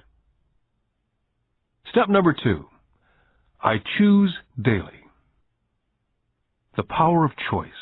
That is the main reason people want to live in a free country. We want the power to choose. Financially, with every dollar we get in our hands, we hold the power to choose our future to be rich, poor, or middle class. Our spending habits reflect who we are. Poor people simply have poor spending habits. Most people choose not to be rich. For 90% of the population, being rich is too much of a hassle. So they invent sayings that go, I'm not interested in money, or I'll never be rich, or I don't have to worry, I'm still young, or when I make some money, then I'll think about my future, or my wife handles the finances. The problem with those statements is they rob the person who chooses to think such thoughts of two things. One is time, which is your most precious asset, and 2 is learning. Just because you have no money, it shouldn't be an excuse to not learn. But that is a choice we all make daily. The choice of what we do with our time, our money, and what we put in our heads. That is the power of choice. All of us have choice. I just choose to be rich, and I make that choice every day. Step number 3. Choose friends carefully. First of all, I do not choose my friends by their financial statements. I have friends who have actually taken the vow of poverty, as well as friends who earn millions every year. The point is, I learn from all of them, and I consciously make the effort to learn from them. But there's one distinction that I'd like to point out. I've noticed that my friends with money talk about money, and I do not mean brag. They're interested in the subject, so I learn from them and they learn from me.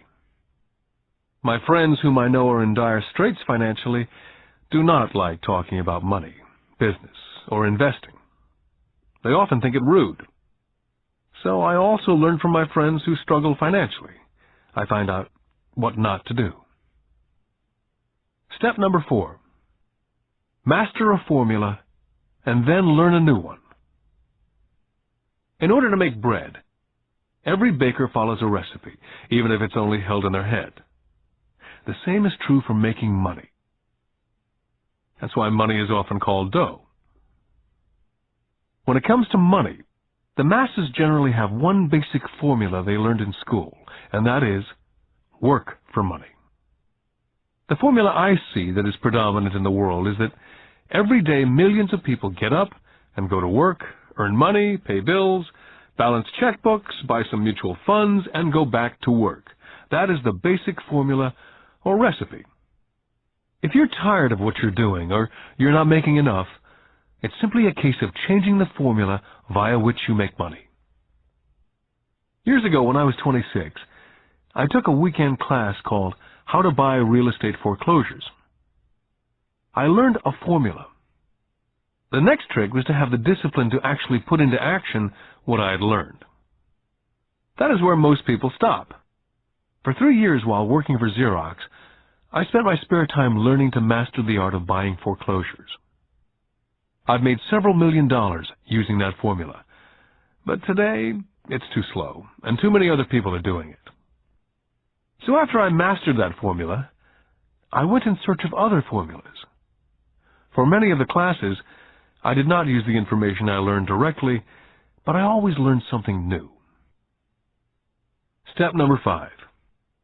Pay yourself first. The power of self-discipline. If you cannot get control of yourself, do not try to get rich. You might first want to join the Marine Corps or some religious order so you can get control of yourself. It makes no sense to invest, make money, and blow it.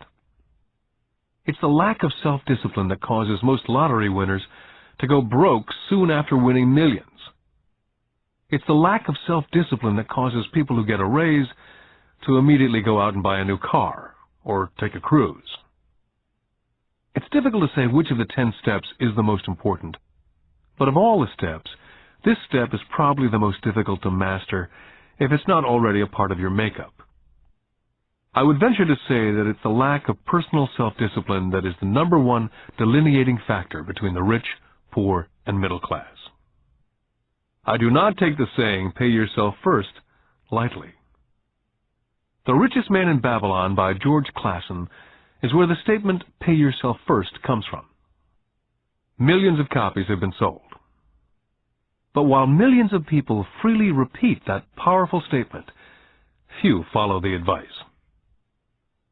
For those who do follow it, their financial statement, income statement, and balance sheet shows income flowing into assets and assets supplying income. Each month, these people allocate money to their asset column before they pay their monthly expenses. Although millions of people have read Clason's book and understand the words pay yourself first, in reality they pay themselves last. Now I can hear the howls from those of you who sincerely believe in paying your bills first. And I can hear all the responsible people who pay their bills on time. I'm not saying be irresponsible and not pay your bills. All I'm saying is do what the program says, which is pay yourself first. The reason I don't have high credit card debt and doodad debt is because I want to pay myself first. Although I pay my bills last, I am financially astute enough to not get into a tough financial situation. To ensure paying yourself first, don't get into large debt positions that you have to pay for. Keep your expenses low. Build up assets first. Then, buy the big house or a nice car. Being stuck in the rat race is not intelligent. And when you come up short, let the pressure build and don't dip into your savings or investments. Use the pressure to inspire your financial genius to come up with new ways of making more money and then pay your bills. You will have increased your ability to make more money as well as your financial intelligence. Step number 6. Pay your brokers well. I often see people posting a sign in front of their house that says, for sale by owner. Or I see on TV today many people claiming to be discount brokers. My rich dad taught me to take the opposite tack. He believed in paying professionals well, and I have adopted that policy also. Today I have expensive attorneys, accountants, real estate brokers, and stockbrokers.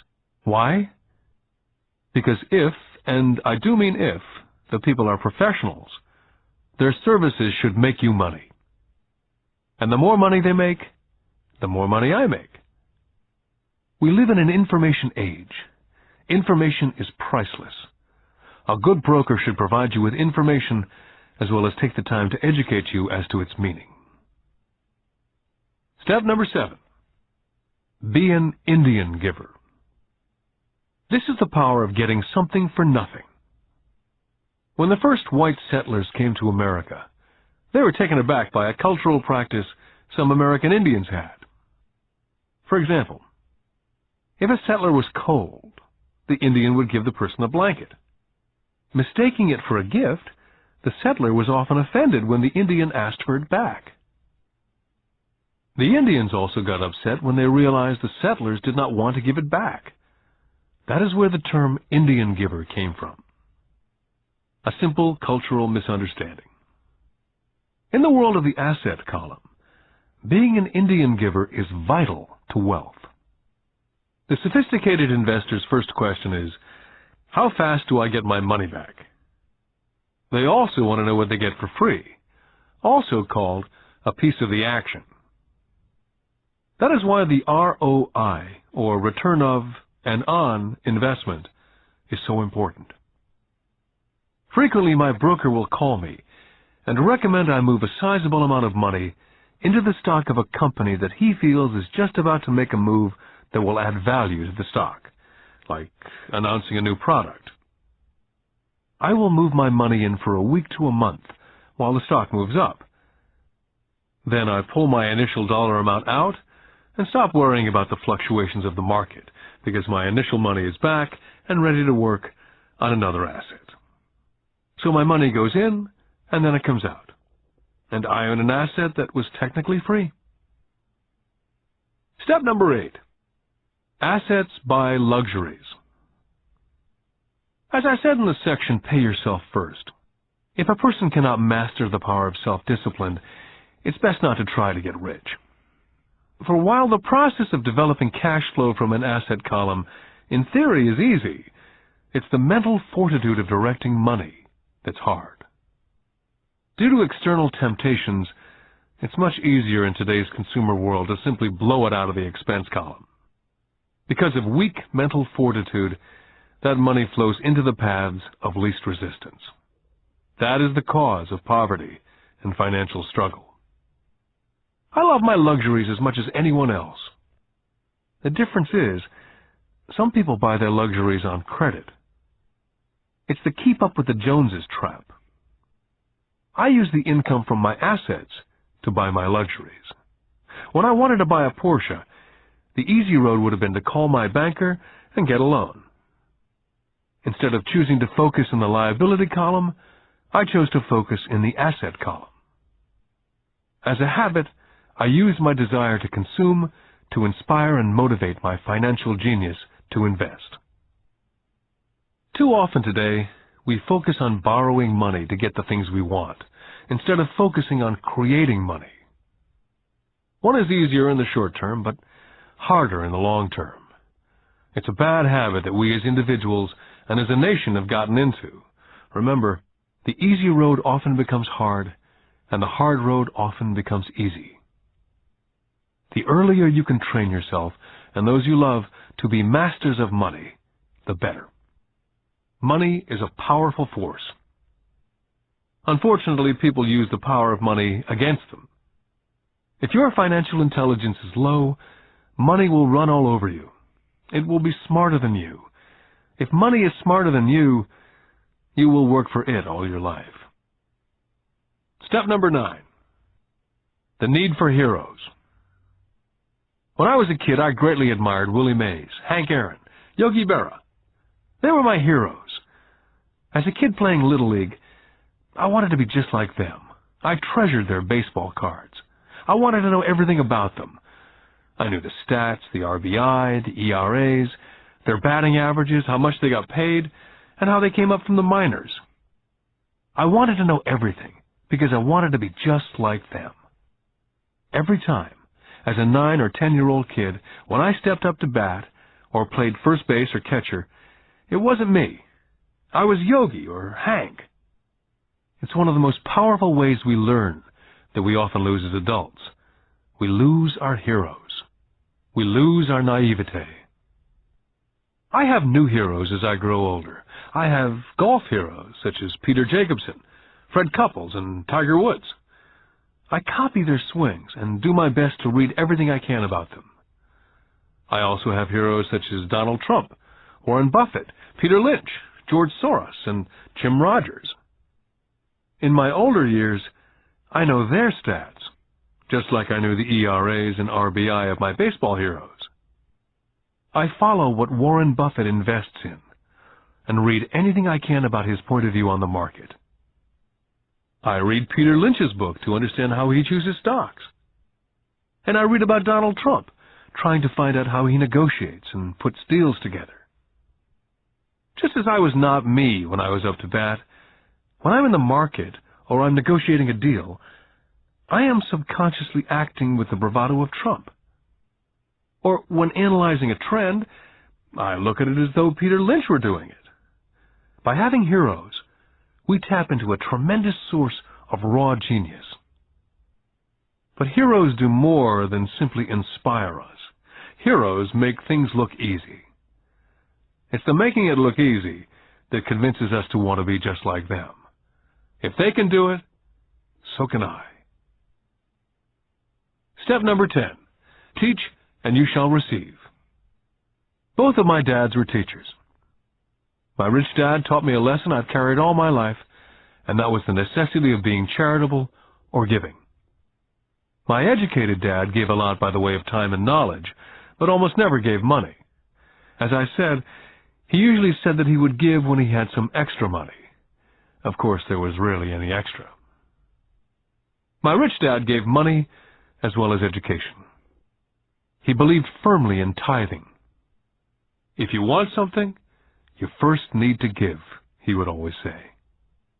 When he was short of money, he simply gave money to his church or to his favorite charity. If I could leave one single idea with you, it's that idea. Whenever you feel short or in need of something, give what you want first, and it will come back in buckets. That's true for money, a smile, love, friendship. I know it's often the last thing a person may want to do, but it's always worked for me.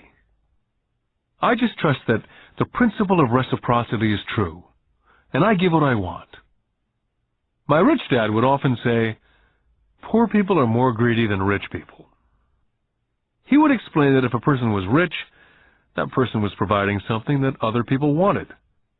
In my life, over all these years, whenever I felt needy or short of money or short of help, I simply went out and found in my heart what I wanted and decided to give it first. And when I gave, it always came back. It reminds me of the story of the guy sitting with firewood in his arms on a cold, freezing night, and he's yelling at the pot-bellied stove, "When you give me some heat, then I'll put some wood in." And when it comes to money, love, happiness, sales, and contacts, all one needs to remember is first to give what you want, and it will come back in droves.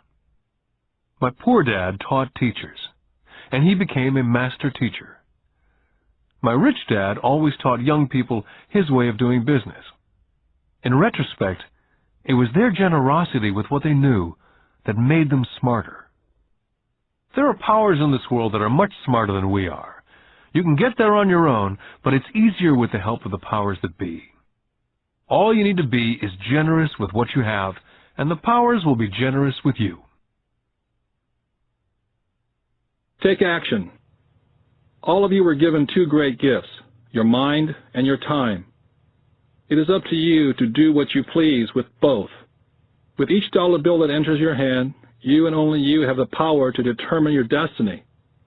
Spend it foolishly, you choose to be poor. Spend it on liabilities, you join the middle class. Invest it in your mind and learn how to acquire assets, and you will be choosing wealth as your goal and your future. The choice is yours and only yours. With every day, with every dollar, you decide to be rich, poor, or middle class. Choose to share this knowledge with your children, and you choose to prepare them for the world that awaits. No one else will. You and your children's future will be determined by choices you make today, not tomorrow. This has been a Time Warner Audiobooks production of Rich Dad, Poor Dad, written by Robert Kiyosaki with Sharon L. Lecter, CPA, and read by Stephen Hoy, featuring an introduction by Robert Kiyosaki. Executive producer, Maya Thomas. Produced and directed by John Brunette. Text abridged by John Whitman. Text edited by William Whittington. Production coordinated by Daniel Metcalf. Rich Dad, Poor Dad is also available in paperback from Warner Business Books.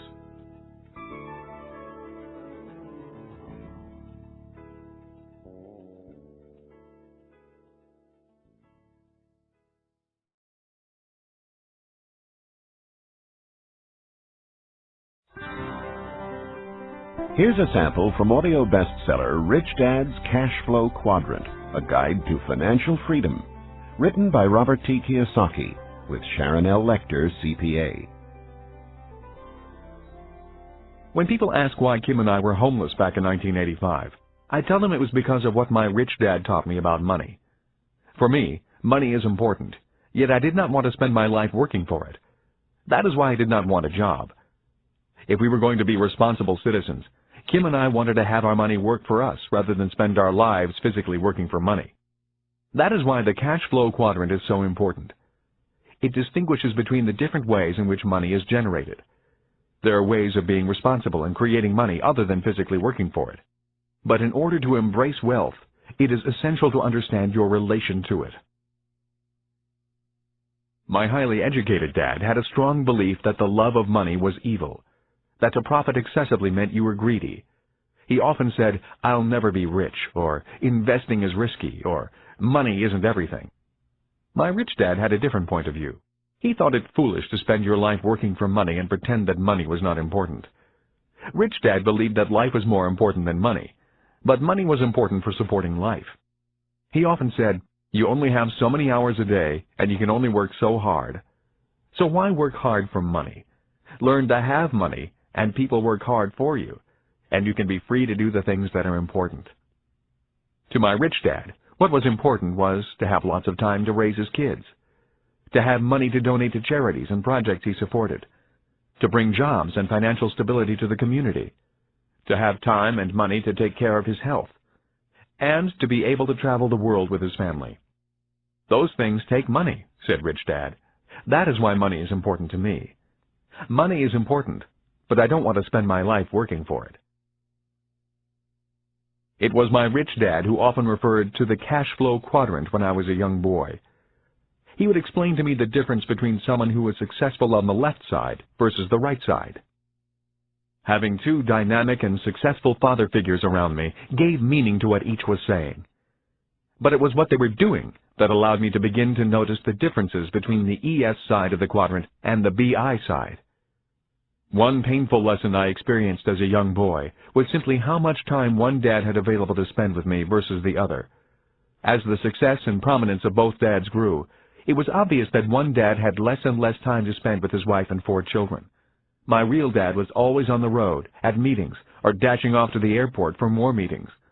The more successful he got, the fewer dinners we had together as a family. Weekends he spent at home in his crowded little office buried under paperwork.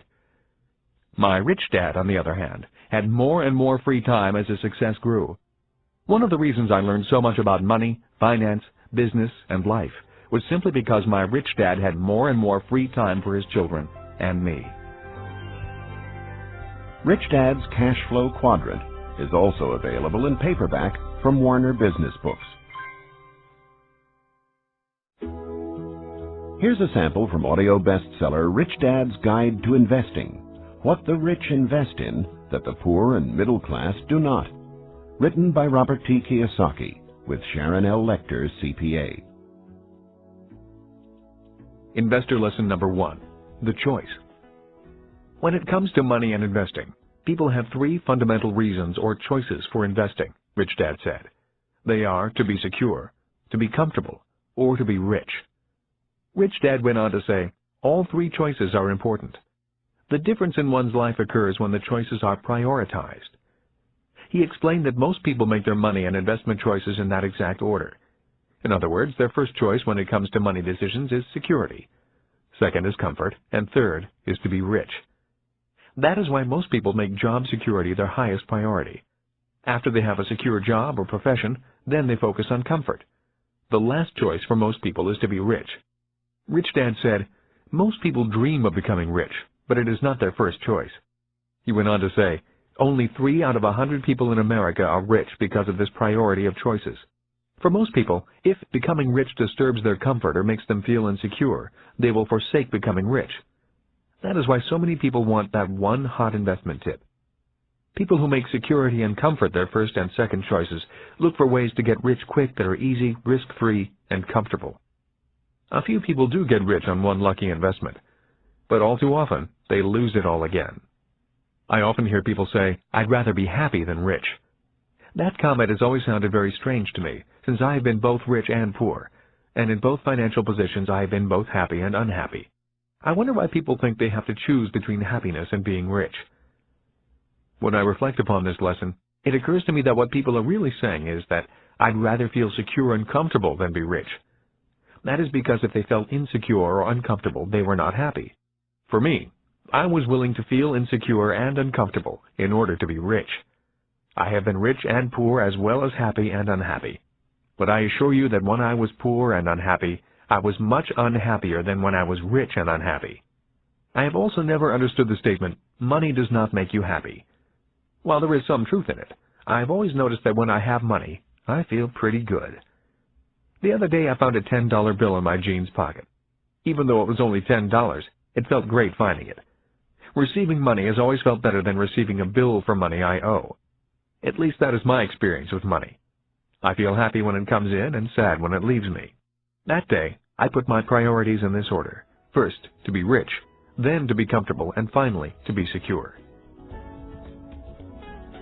Rich Dad's Guide to Investing is also available in paperback from Warner Business Books.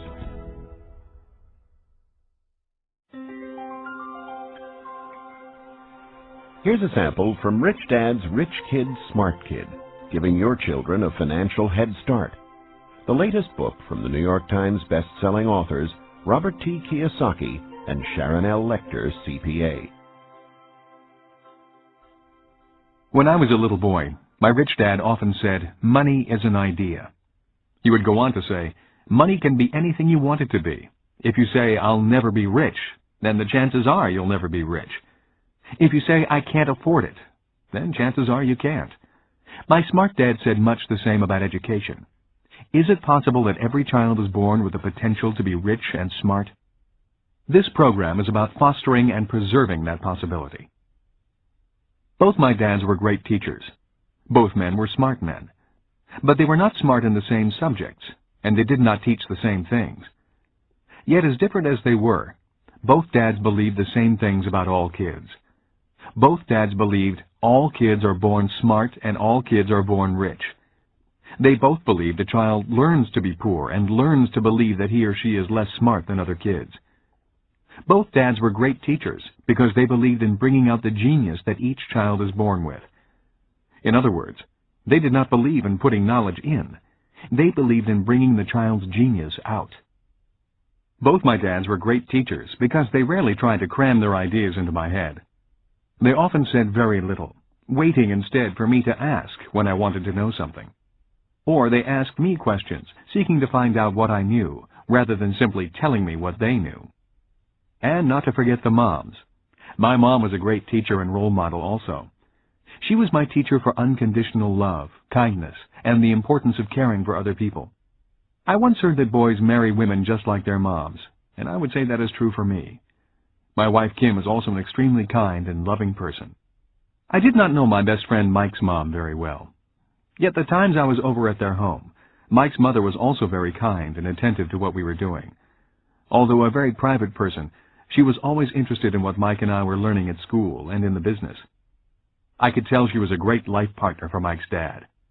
Although I did not know her very well, I learned from her the importance of listening to others, letting others talk, and being respectful of the ideas of others, even if they clash with your ideas. She was a great communicator in a very quiet way. Lessons from my mom and dad. The number of single-parent families I see today concerns me. Having both a mom and a dad as teachers was important in my development. My dad would often say, "True intelligence is knowing what is appropriate rather than what is simply right or wrong." As a 6-year-old boy, I learned from my mom that I needed to be kind and gentle. But when I found myself constantly confronted by bullies at school, I also learned that I could at times be too kind and gentle. I hated being called fatty and Dumbo. Consequently, after talking with my dad, I learned to be strong and to stand up for myself.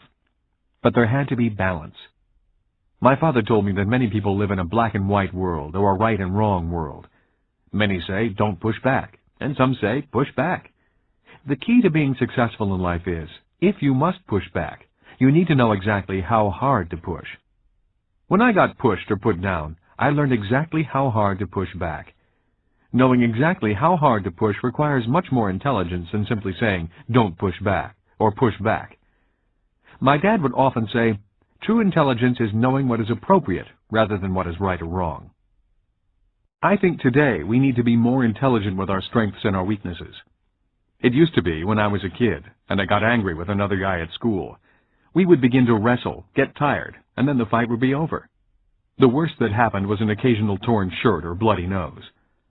Today, kids get angry, start thinking in the less intelligent right and wrong mode, break out their guns and shoot each other. We may be in the information age, and kids may be more worldly than their parents, but we can all learn to be more intelligent with our information and our emotions. We need to learn from both our mothers and fathers. Because of so much more information, we need to be that much more intelligent. Rich Dad's Rich Kid, Smart Kid is also available in paperback from Warner Business Books.